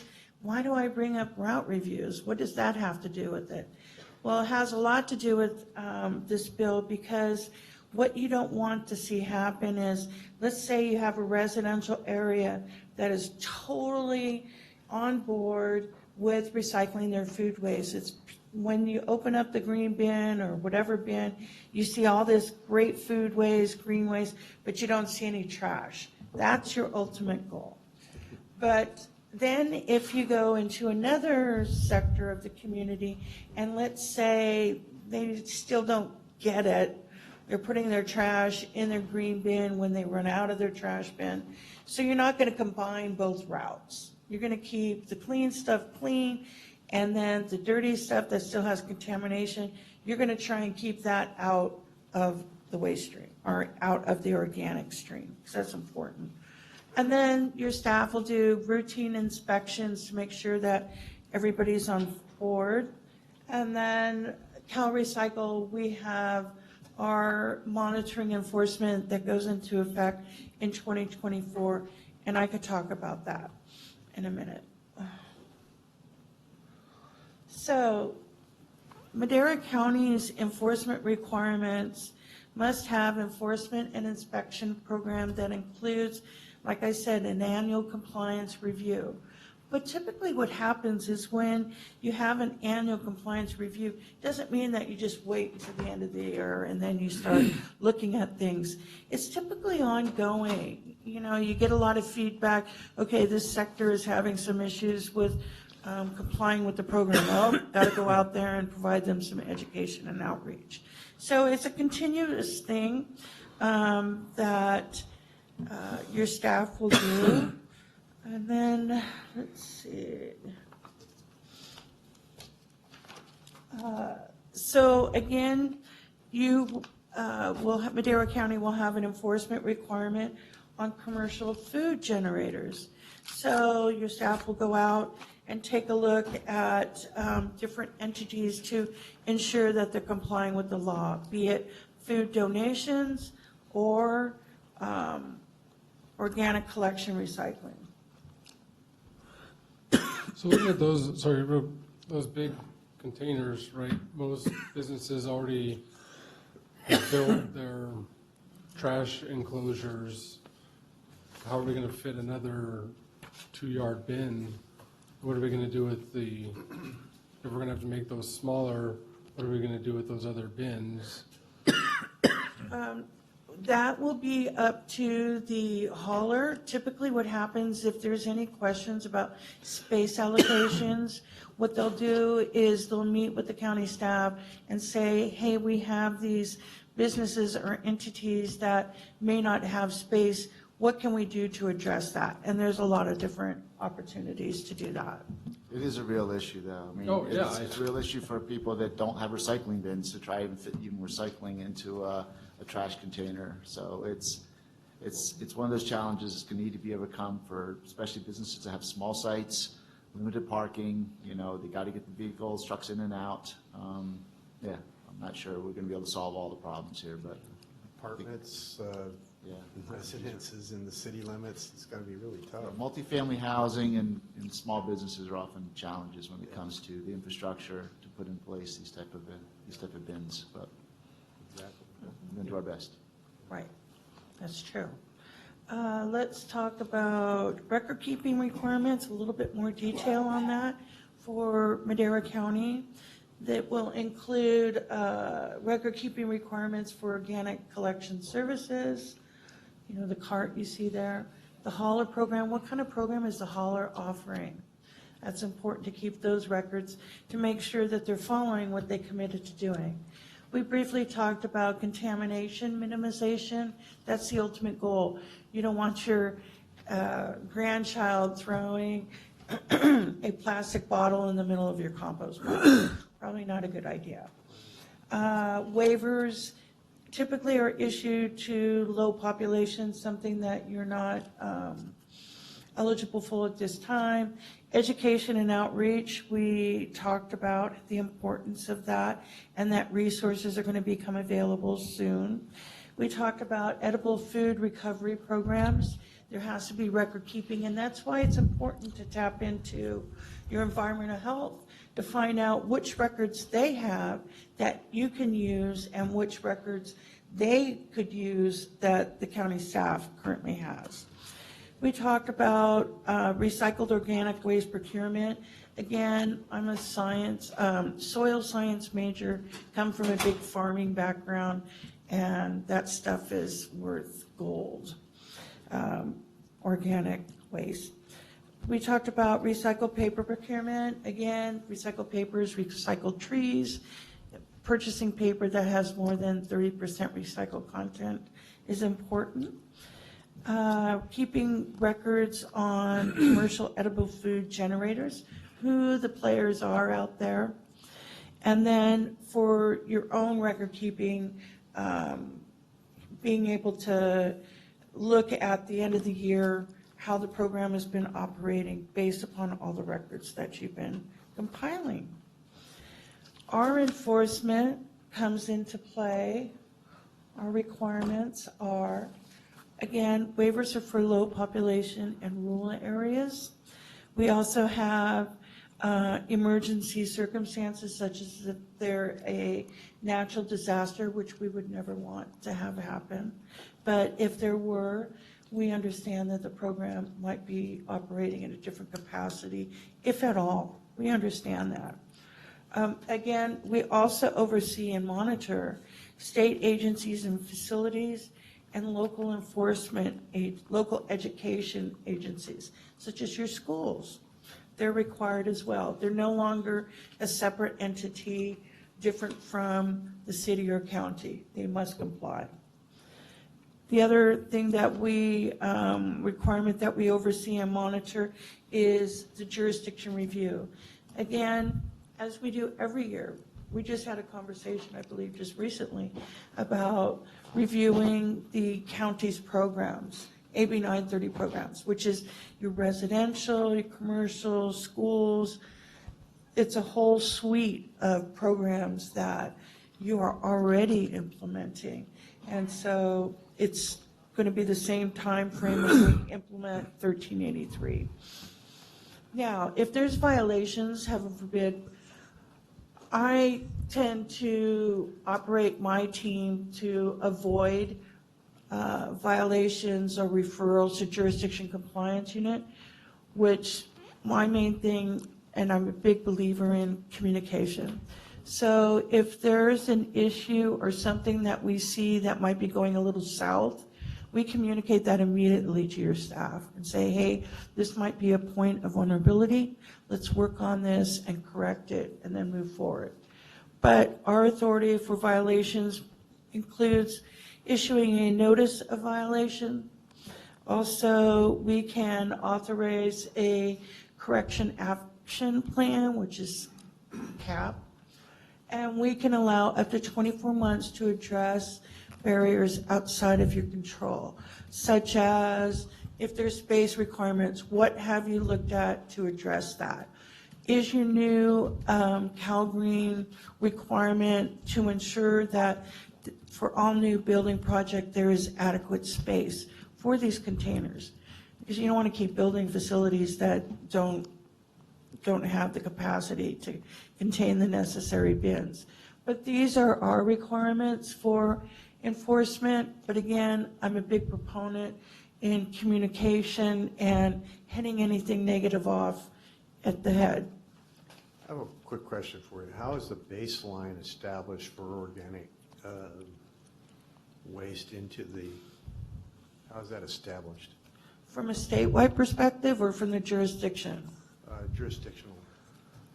It's going to be individually based, by each county or jurisdiction. Do we know what that is right now? Just do we know what it is? Do we know how much organic waste flows into our? I don't think we have data on, the total amount of organic waste. So We don't do how are you going to competitions like reduce it 50% if you don't know what the baseline is? I mean, that's my question. You got to have a baseline in order to reduce and know what your target is. I know last year was about 50% more than this year. So, Supervisor, if, anything that comes into our landfill, for example, is weighed at the scale. So we know what comes in, and then you know what's diverted We know out. the tonnage total. Correct. But we have a lot of blended. Correct. And there are things, for example, green waste. We could use green waste as a daily cover, for example. That was something we would do. Now we can't do that anymore. So green waste is not going to be considered as waste to be diverted. So if we were taking green waste out of the formula, now we won't. We can't. Right. That's basically the biggest. So we should be putting, in some of us that have the green bins, we should just be putting all of our food waste in with our yard waste. Not yet. Not yet? Right. Not yet. Yeah, you're going to want to definitely But communicate with us. after it's through, that's what it should be. That's one of the potential programs we're looking at, right? So one of the things that keeps on asking, and the state has like a 75% recycling goal. This is based on 2014 data, and it's done on a per capita basis. So the state came up with this calculation. So much per per person. And they're trying to reduce off of that baseline of 2014 I don't know per if that's capita. going to be accurate for this kind of county because we're a rural county. There are a lot of people who do not contribute to the waste stream. It's very minute for rural people who are like me, who don't stick anything in. I don't stick anything in the waste stream. And there's a lot of people like me. So how do, you get. I saw there was a waiver for rural areas. What's the density requirement to receive a waiver Population of 7,500 or less. in a So, big of an area? In a county. Correct. Oh, so we can't get a waiver? Well, we have some, actually, we So dabbled a Trinity little is bit. the only one that's, We're still in the review process. Yeah. So just to give you an idea, I mean, the waiver says 75 people per square mile or areas above 4,500 feet. So we just took the cursor, I mean, actually Larry did with RCRC, Thank took you. the cursor and That's just went over the census map, just to see initially what we're looking at. That makes So sense. everything in the green, of course, are high-density areas. They will not qualify for the waiver. Majority of the county, of course, is below, if not all of it, is below 4,500 feet. But we are looking at these areas where we would need to implement this program. And so we'll see. Again, like we said, it's a work in progress, but that just gives us an idea. And I'll give it to John from here. thank you very much for your presentation. Yeah, Thank thank you you. for If I having us. might just say one last thing, is that Yeah. just to echo what Chairman Rogers was saying about community engagement, like I feel like that's definitely an untapped potential. That you definitely don't want to underestimate the capacity of the community to manage a lot of it, Yeah. Will there be grants for education on that? I don't actually know. Grants for, Education? Like if we wanted to run an ad, say on KMJ, during their ag hour, which a lot of farmers listen to. that's a good question, and that's something that I can take up to Sacramento to find out and explore what kind of grants. I know there's going to be another one for community composting as well that's going to be rolled out. But we will definitely work with your staff to let you know of any grants that could be used for any of these Yeah, and we had programs. mentioned the community garden. I mean, it's here in the city, but there are cities like Elk Grove that have community gardens, and they host backyard composting classes where, I mean, I've personally taught those classes. They pack that garden, and like it's possible for you to engage your community and get people to go to Through our those. Master Gardener program through the UC. Yeah, that would be another one, yeah. Yeah, I think it's great, I love doing it. It's something I'm really already plugged into big time, so. Do you Have been- compost? Well, have been since since I was a little kid. Then you would be, Supervisor Rogers, the perfect voice for the rest of the community. I don't know about it. I'd have to take second thoughts on that. Are you one. saying I'm full of something? Only up to I'm here, just- your I'm only eyes are kidding. brown. Only some GHG. I'm only kidding. All right, Supervisor Wheeler. Yeah, thank you. Earlier in the presentation, you said you're going to start educating the people in April. And then right here, you just said, Melissa, Michelle, that the compliance and monitoring are going to start in 22 to 24, yet all this is supposed to be going by then, but your slide said that. So which is which? Well, the bill hasn't even been passed. Well, that's what Or I'm wondering. signed, right? That's exactly what it hasn't been signed yet. What if you don't sign it? That was my next question, Brett. Yeah. What if what's not? Earlier signed? in the thing here, you said in April, you're gonna start educating the people. Right, by 2022, you have to have the enforcement mechanism in place, right? In April, the state's going to start rolling out example tools. Oh, Tools that's what that they can be meant. used, but they're, Because I you wrote it know, down here. but right. Does It's that a- mean they're gonna come and do it, or we? No, they're going to give you tools. Right. They're going to give you example ordinances, they're going to give you example contract language or rate structures, maybe educational, programs, things like that the county can modify to meet its needs. But fit it's, our but it's county. tools for the county. Okay, and so then, next to last slide there, it says that, the other one, is that one you just had. Go back, that in there, the middle one. Is that it? No, I took a picture of it, I can look it up. It says on the date there. I got it here. Is that it? This one here? Yeah, see the middle one, compliance, Modern Education 22-24. Right. That's for your requirements. The county would have to We have to have it by monitor, then. But educate, So you're just telling us we enforce. should start this April. They're going to have tools for us. They're gonna this start the April. tools. So we got a year and a half to get there, to get to that, where Right. we're supposed to be. Yes. Okay, so then the other thing is you were just talking about big city or big composting areas. Is there money in that compost when it's all composted up? I mean, used or, I mean, how do we get people to bring their stuff to it or haulers to someplace to do all this? And who's going to pay for that? It's a business. It's a business model that's, being developed even as we speak. So it's not out there yet? Well, it's out there. It's just, it's going to change as more and more businesses get into the business and more More and more infrastructure. have to get into it. More are going to have to get into it. I think the model is going to be an evolving model. And so, Yeah, I think so too.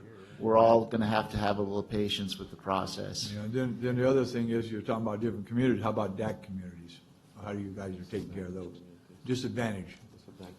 You guys should know that. I mean, up there, maybe Sacramento don't know that, but we got a lot of them. Oh, no, I understand. I come from one. There's more grants. Our grants favor disadvantaged communities. So if you were to apply for grants, you get a much higher score for those communities that are disadvantaged. There's a lot of different programs out there for disadvantaged communities that we're more, and we constantly work with the county For garbage? for gardening. Gardening. I'm talking about garbage. This is more garbage that we're talking about now. Well, that's going to have to, I don't know any grants that are currently available for disadvantaged communities for garbage collection, but Well, we do. If we make it mandatory that they're going to have to start having that third bin to catch food, they can't afford that. They can't even afford to haul in a garbage. I don't know, I could ask Red Rock here how much. You're right. Fairmead, how many of those people are collecting garbage right now? I mean, I have people, bitching me up there that when it went up $3 from 100 or 97 to 101 or whatever it is now, they were bitching at me, you guys went up again. And that's over 3 months, period. So how are we going to handle those? That's going to have to be worked out by our haulers. Again, we're going to have So you're putting it right back different, on us to give to the poor people they can't afford. I'm just here to communicate what the requirements are. I'm not here to. Does anybody argue with them up there about these kind of people like this? Yes. They're making these bills? I mean, I'd hope so. because- Yeah, we do. We It, definitely are sensitive to the population. RCRC does all the time. And Correct, then- Supervisor. RCRC always communicates with Cal Recycle over rural county issues, specific issues, and with time, we are noticing more and more positive reaction from Cal Recycle towards our rural needs. And how with our about the participation. haulers? They got to have a separate truck now. They already have to have 2 trucks now, so they got to have 3? These are the things that we are going to talk about, how we will implement the program. Our haulers are in part of our Just team, answer of course. that. I mean, they got to have 3 trucks now? Yeah. Basically, Yeah. yes. I think you're onto something that's really, really critical in that regard too. And it's something I was thinking about earlier. There are literally people in this county who save up their garbage for a year and wait for a community cleanup to get rid of stuff. I mean, that happens in All the time, in this I think. community. And we were just talking about that this morning, Danielle and I. That happens, and that's unacceptable. It's a health and safety issue, but it's because they can't afford to have the garbage hauled off. And it just keeps going up. With your permission, Mr. Chairman, we have one more, I'm sorry. Thank you, Mr. Chairman. This is just a comment, and this is an example of death by 1,000 cuts from the state of California. It is, and it's passed by legislators who dominate the state in the urban areas that can afford programs like this. But we always talk about, and we hear about this wealth gap. Well, we're the recipients of the bottom end of that wealth gap because we have to comply with programs like this. And again, they're little costs, they keep adding up, and eventually you get this, 20-to-1 gap from urban to rural. And this is just a perfect example of that, because we talk about our haulers. Well, guess who pays for the increased costs of the haulers? Us. And we talk about compliance. Who pays for the compliance? Us. We talk about grants. Who pays for the grants? Us. So all these costs just keep rolling back down into our rural communities again, and everybody's like, how come housing's not affordable? How come we can't do this? How come we can't do that? And this is one more example. Again, there's 500 of them, but this I is... want to hear 499. Unfortunately, I don't have time. But okay. Again, it's all nice, and we're gonna have all this great compost, and it's wonderful, it's living soil, and I get it. I'm a farmer. I understand that. But we've got people here that we talk about unaffordable, everything. And, people, I can't remember the comment you used, people who are in need of food. What's that? Food insecure. Food insecure. Okay, they're not afraid of food. They just they can't get enough food. That's what it sounds like. But it's like, again, they're food insecure because, again, the costs just keep going up and up and up because of things like this, because of our friends in Sacramento don't get it, or the majority of them don't get it, what it impacts our Central Valley. Thank you. Yeah, again, it just, like you said, the death by 1,000 cuts as someone who has a restaurant. This is one more thing I said. I've been looking for a place to park my profits, what little small margin I have left after all, so the cost of food ends up going up because, being in business, you're supposed to be making a profit at some point, and so you have to pass on all these different regulations to the end user, which then makes that person more food insecure because they can't afford the food. And if you don't think the supermarkets are going to have to raise their prices because they've got a lot of this waste stream, now those people are even more food insecure. Now there's more people that are having to go to the food banks, and the cost of it's just this never-ending cycle, and I'm just tired. I'm so tired of all. I think the major point being made by the board, and I think it's absolutely spot on, is that legislation has consequences, and sometimes unforeseen. And this may be well-intentioned. A lot of what's going on is well-intentioned, but all of this has consequences, and it has economic consequences. And when you have such a thin margin in a community like this, you've got people who have to make a decision between, let's see, are we going to eat, or are we going to pay for our garbage bill?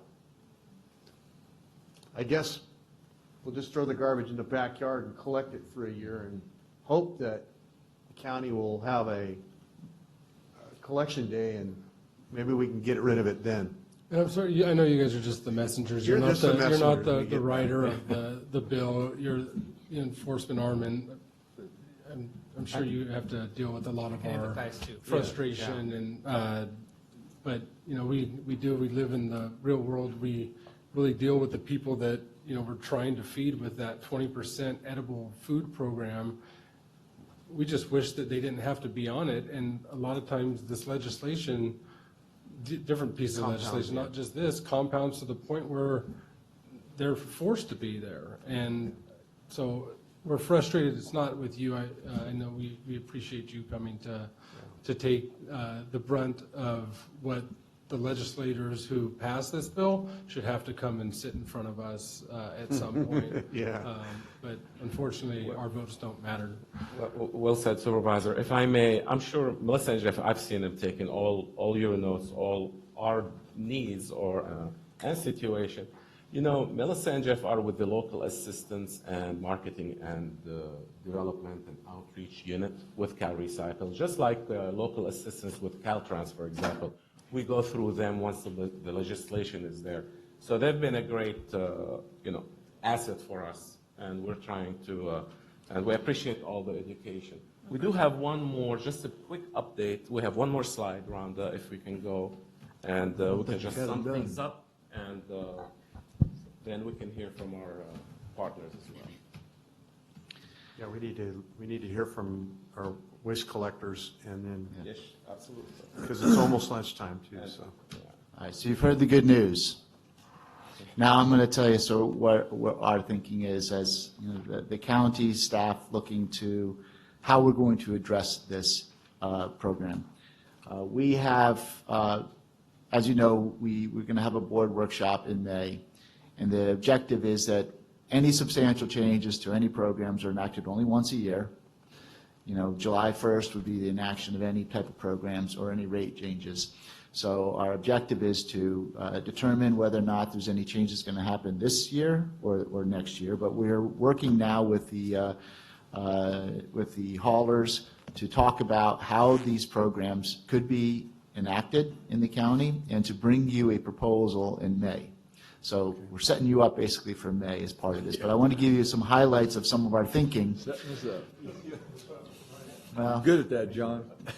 I would suggest too rather than surprise you, we want to lead you into this. I would suggest too that we have the like the food bank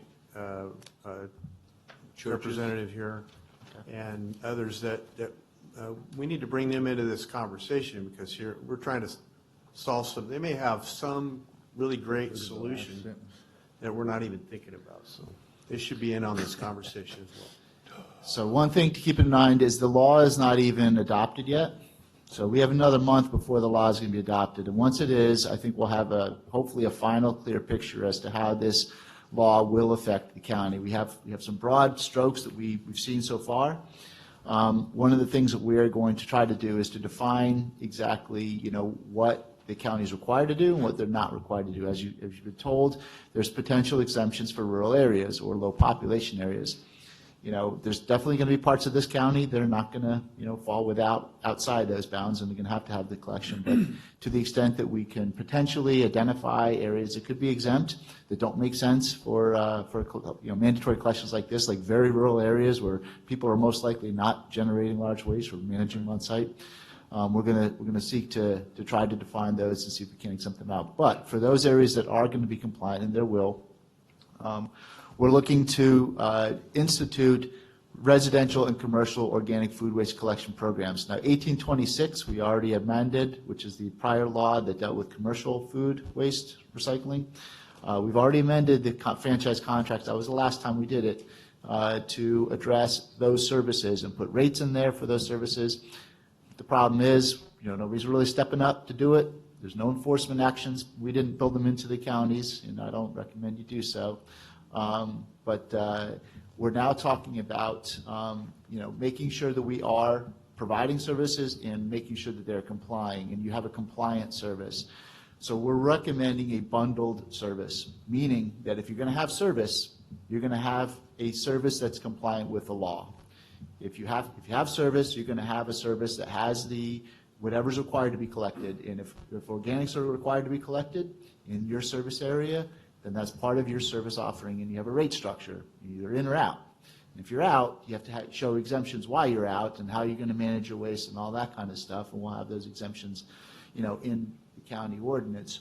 But we're proposing one rate structure. So we have the commercial organic collection now on the books, but it's not being enforced. Probably they're throwing their stuff in the bins and it's being collected with everything else. Am I right? They're not subscribing for the organic services is what's happening. So they're just not. They may have their own. They may have their own, we don't know, but most likely, many of them are just not participating in the program. We composted Papa Murphy's. So. There you go. New ingredients. So that's going to be a new change. We're running out of time. I want to hear from our vendors. We have both of them here. Yes. And would you guys like to say something? Your representatives, come on up. Come on up, Ashley. Thank you very much. Thank you. Thank you. Ashley Smith and Madco Disposal. Hi, supervisors. Jeff, Melissa, Ahmad, and John. It's nice for Car Recycle to come down and get fried. We're in 100% agreement with what Ahmad and John have proposed with the bundled service. We came last year to the workshop. We put together an organic price structure and rate structure for those services. Was basically set up as a subscription-based service. We've got all the information, outreach, and education on our website explaining what the service is. We've gone out and done outreach and education. So someone calls up inquiring about it, but unfortunately, due to the price, due to as you guys have addressed, some of them are the enclosure areas. It's been very tricky to get anyone to subscribe to that added expense while running a business, because as Brett said, at the end of the day, a lot of these businesses would like to make a profit, and at the end of the day, that's why they're in it. So that's where we feel the bundled service plan might be a really good option. It's done in other areas.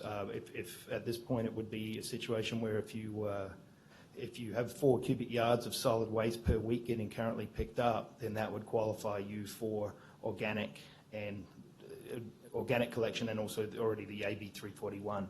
We have well over half of our commercial customers subscribe to the AB 341 because we can come in and put together a price structure that may or may not, but it's not a huge added expense to the business. I mean, sometimes we can tailor the AB 341, the cardboard and the paper, to actually reduce the price of the collection cost.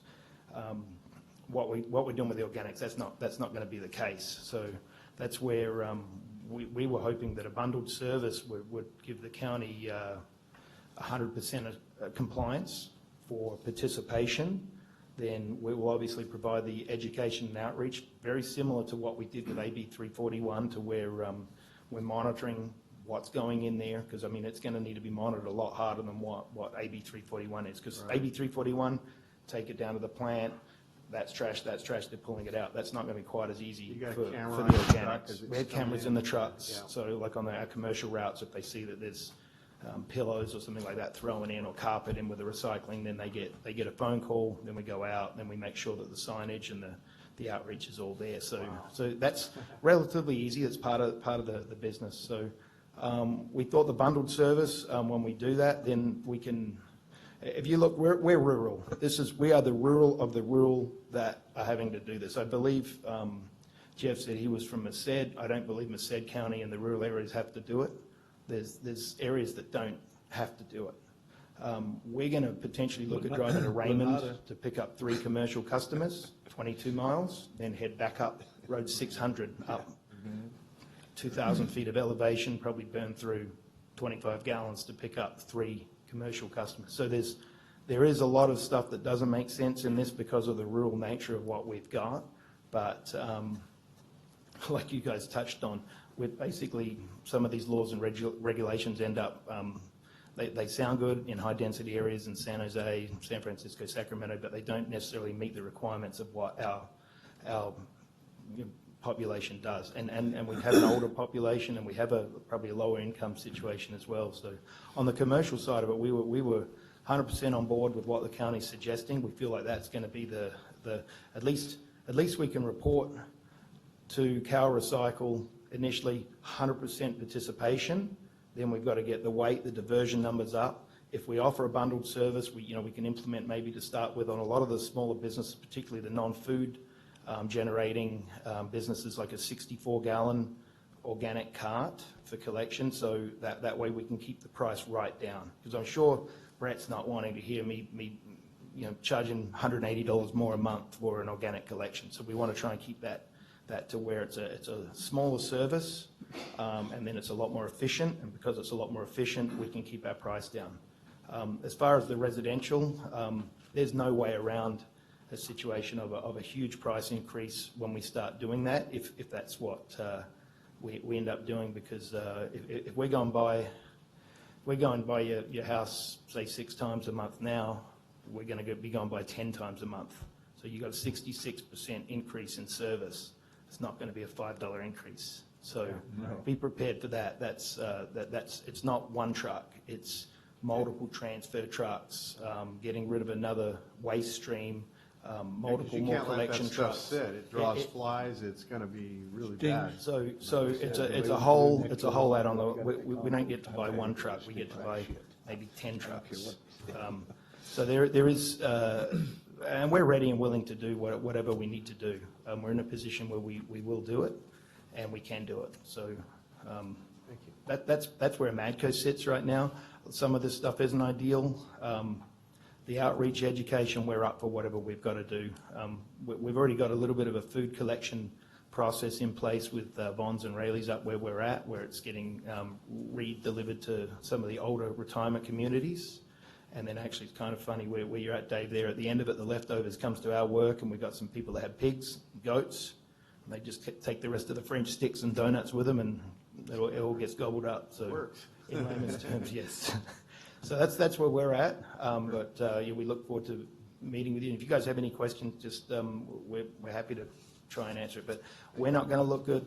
You guys are not going to look good in the end. This is a situation where I know what it's like up where Tom's at. Wow, it's not going to be good. Yeah. For the billing part of it. Yeah. One other thing just to touch on as well, we were thinking if it does end up being mandatory, we don't have those subscription. We're a subscription-based customer right now, service. If we add on a 40% increase or something like that for that, we're going to lose a lot of customers. Then they're going to be doing exactly what David's suggesting, where they might be just storing it in their backyard as trash. Laying down side of our roads. Burning it. So it gets back to where we've gone back and forth over the last half a decade on do we need a Prop 218 vote, and then is it something that gets billed in with the county tax collector as just gets billed in on your house tax bill. Yeah. Well, good thoughts. That's something to look Any at. questions for this gentleman? Good job, man. You have to come to the podium, but just a second here. Yeah. He's all for it. Go ahead, Todd. Yeah. Hi, Ashley. What are we talking about in costs? You must have done some computations. These people have presented what I'm hearing to the county. And yeah, ka-ching, cost the county. I'd also like to know who's getting fined. You got all these fines in here. Is it the county if we don't meet certain specifications? Yeah, that's it. Yeah, so you're going to nail us? You're going to take money from our general taxpayers? Yeah, I don't like that at all, okay? And I don't like and I fear for our forests. I already know what goes on in the mountains right now at the rates, and the people paying $100 a quarter, and they're going nuts. You're going to have to go up by 50%. They're not going to do it. They just flat aren't going to do it. So you can talk all you want, but we're going to find that stuff in the national forest sitting out on a rural road somewhere. Exactly. Or in some poor farmer's orchard. He's going to be out there. Now what? He gets fined because some other jerk drops stuff in? This is one of those unfunded mandates. I love what you said. Death by 1,000 cuts. I wish it was only 1,000. Yeah, if it was only 1,000. And comrade, you don't need to make a profit. You don't need a profit on your pizza.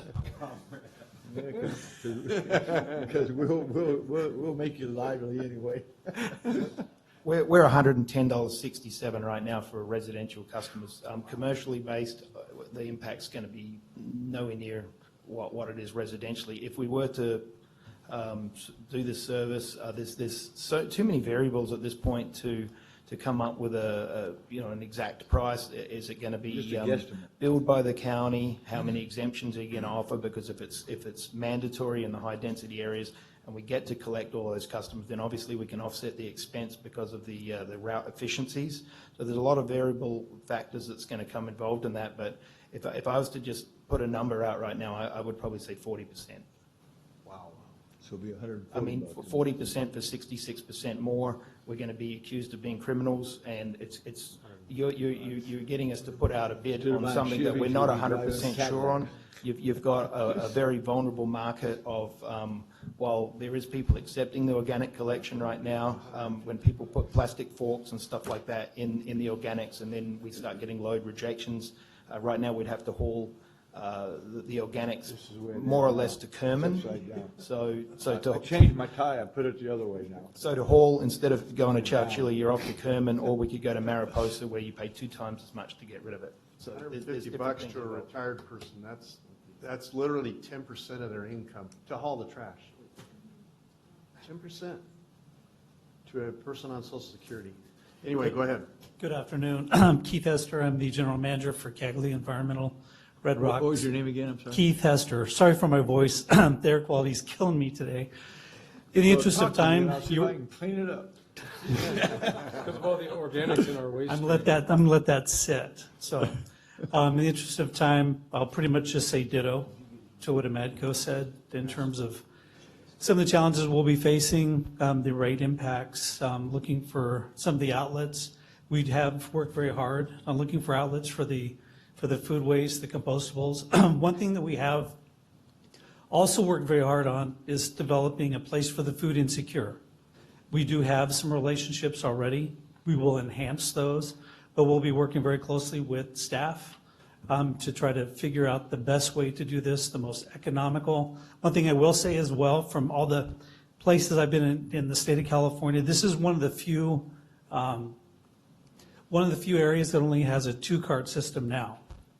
So by adding this 3rd cart, it won't be necessarily something completely strange, but it will be new to Madera County.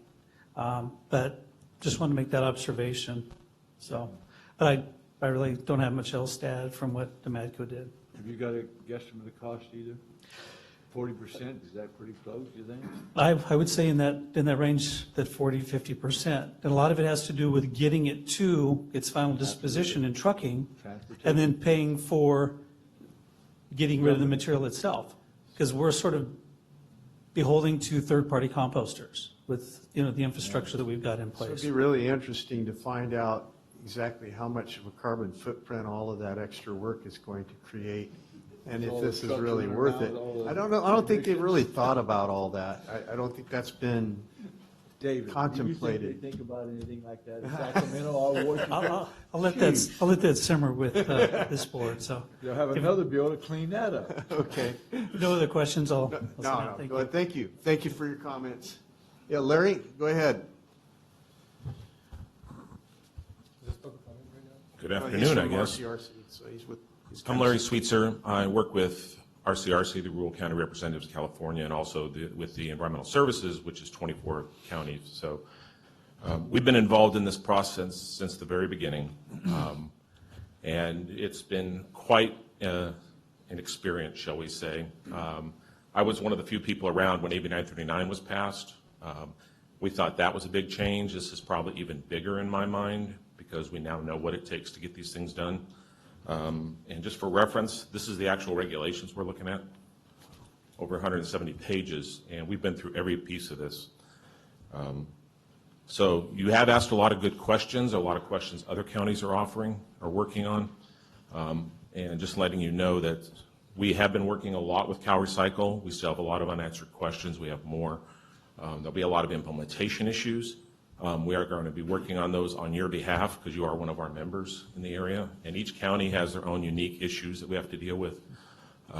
There's a few things I want to clarify in the discussion, and I'll be available for more, and even some of the future meetings, we intend to help out our counties with it. This is building on some of the existing 1826 mandatory organics. The big change is the definition has changed of what organic is. It's added in more material into there that hadn't been included.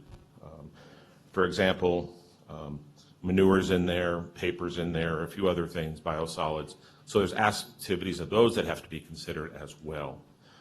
Also, it's going to cover the residential area, whereas mandatory commercial organics was only for the commercial side, and the enforcement section. So since mandatory organics hadn't been implemented as much, it's now got this enforcement teeth onto that you as a jurisdiction are going to have to implement.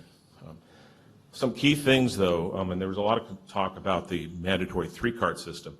That is not what the regs have. They still have they have a 3-cart with organics, solid waste, and recyclables, the traditional blue containers. They also have a 2-cart system concept and a 1-cart system where it's mixed and has to be processed at another facility. And we still have preserved the ability for self-haul, which is sacred in the rural area. People can still haul. You will not have to enforce that. How you go about implementing those different portions in different parts of the community That was my next will be a question. trick. You read my mind. Thank you. And the regs aren't specific on that exactly, so we tend to spend a lot of our time discussing that. So don't get too freaked out that you have to have 3 carts everywhere. That's the intent of some people. That's not what we pushed for. That's not what's in the regulations. Another part, edible food, there's a lot of discussion on that. There was a term used in the earlier version of the regulations that got taken out for some reason, but it fits very well. On the edible food portion, we're looking at, one is reducing it from going to a landfill just in general, but the edible food recovery that goes on, that is for unserved and uneaten food. So if you're at an event and there's food behind the scenes that has not been placed out for people, that has not been touched, that is the stuff that they're looking at, not the stuff that off of people's plates. That could go to animal feed, although there's limits on what the credit you get for that, but it does divert it from the landfill. But the edible food recovery is for the unserved, uneaten food, which is a very apt. There's a number of other things I could clarify on that, but the enforcement is going to be a key thing that's going to be looked at. There is penalties in here, as one of the earlier speakers pointed out.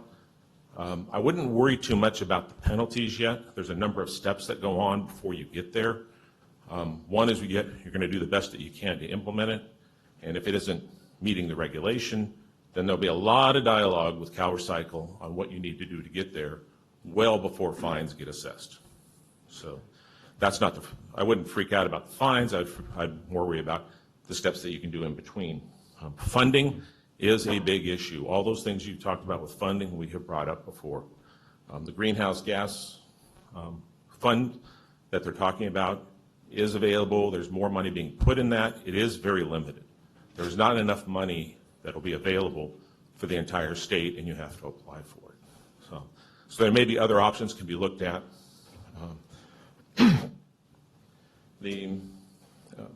And another thing to look at is it is going to require increased work on county staff.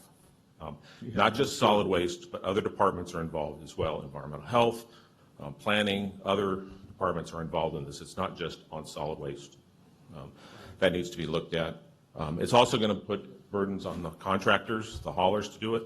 And there's a number of third parties out there also coming forward to help with different pieces. And we've been in contact with many of them. At our ESJPA meetings, we actually have many of them coming in to talk about some of these technologies and ideas. Some work, some are better than others. There is the waiver information in there. Madera doesn't qualify for the 1826 exemption for 70,000 people, so you won't qualify under this. There is the low population areas.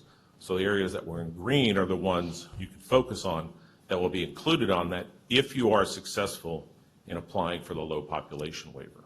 That process has not been ironed out yet. And we're going to be heavily involved in making sure that process is fair for our counties. And also on behalf of RCRC, we are looking at helping all our counties with that. We're trying to get to all the presentations. There was one in El Dorado last week that we were at. And also we're looking at sponsoring legislation. We've let Cal Recycle know that. We are looking at imposing some alternative compliance mechanisms for some of these things, focused on things that we felt were doable in rural areas, community gardens, self-haul, backyard composting, more of that and less of the bigger picture things that don't quite apply to us. Right. So that language is being worked on. It'll be discussed more at the RCRC meeting. But just want to let you know you're not out there alone on your own. We are helping you. We're bringing expertise from other counties, and we have a long-standing discussions with Cal Recycle on that. So 36 counties strong and fighting for us all the way. Really appreciate RCRC. And I apologize for my earlier disruption. I was getting ready to jump in. I just didn't know who you were. I've Yeah. never met you before. I was going to pitch it for them, but so glad they came in to talk about it. But yeah, we will be continuing to talk, and we'll be present and available. Thank you very much, Larry. So thank Any you. questions for Larry? I think we're good. All right, we're going to break for lunch, and we have to come back. Public comment? Yeah, actually, is there any public comment on this? Not yet. There will be. Ooh, there will be. Okay, hearing none. Let's see, I believe the only other item we have left to agendize is IHSS. So why don't we finish up with pending legislation? Thank you. Thank you. Thank you, guys. Pending legislation? I'm sure there's already another bill that's going to supersede 13. Yeah. I'll do this real quick. I know it's Please. Thank you. lunchtime. Yeah. Supervisors, Jeannie Hobbin, Deputy Director, Water and Natural Resources. You have two letters before you that we're looking for a thumbs up. One is in regards to Sigma.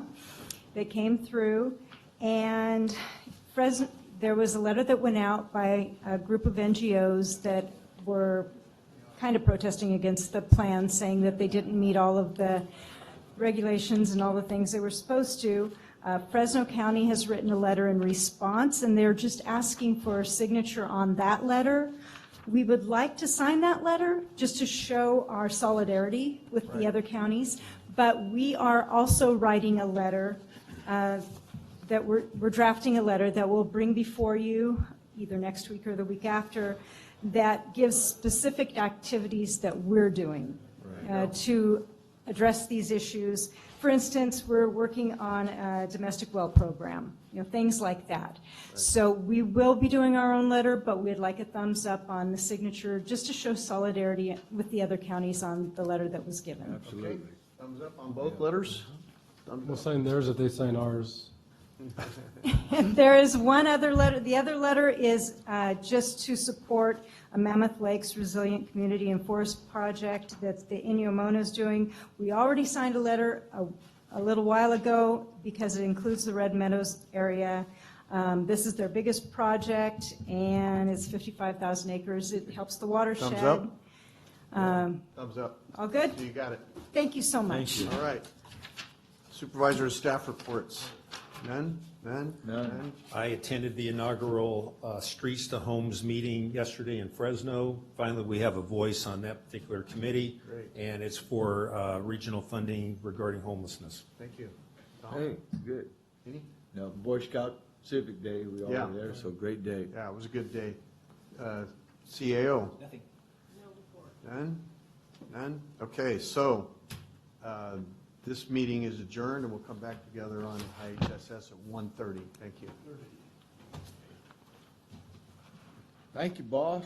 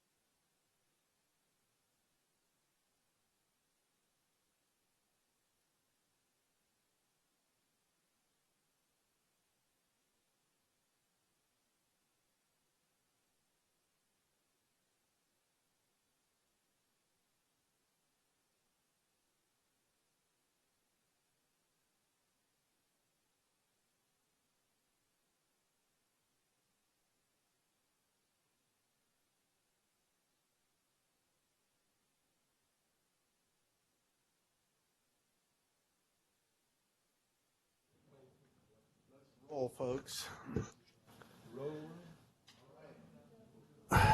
We are back. It is 1:30, and we're going to open the IHSS meeting. And we have a consent calendar. Move to approve. Motion is made. Is there a second? Second. Any discussion? None? Any from the public? None? We'll bring it back. Let's vote. Call for the vote. Supervisor Wheeler? Yes. Supervisor Poitras? Yes. Supervisor Frazier? Yes. Supervisor Rodriguez? Supervisor Rogers? Yes. Vote passes 5-0. Any additions to the agenda? No, Mr. Chairman. Any public comment? The first 15 minutes of each regular session are set aside for members of the public to address the board on any matter under the jurisdiction of the board but not appearing on the agenda. The board will not take any action on any items presented under public comment. Speakers are limited to 3 minutes. Anyone addressing the board is asked to print their name clearly on the speaker sheet at the podium and state their name and county of residence for the record. Any public to comment? Hearing none, that's closed, and we'll go to closed session. County Council? Yes, Chairman and members of the board, there's one item for closed session, Government Code Section 54957.6, conference with your labor negotiators. The county negotiators are your Director Deborah Martinez, Ms. Navdeep Singh, and Steve Mendick. Thank you. Okay, let's retire to closed session. Retire to it? Retire to it. Bingo.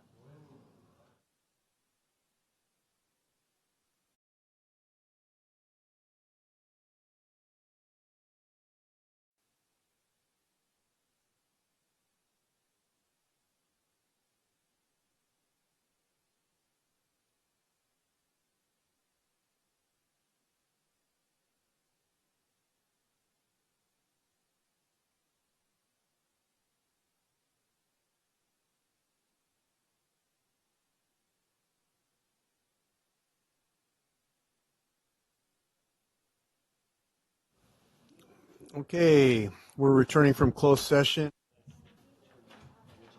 at 2:09. Any reportable action, County Council? Chairman, there's no reportable action from closed Okay. session. Well, with that, this meeting stands adjourned. So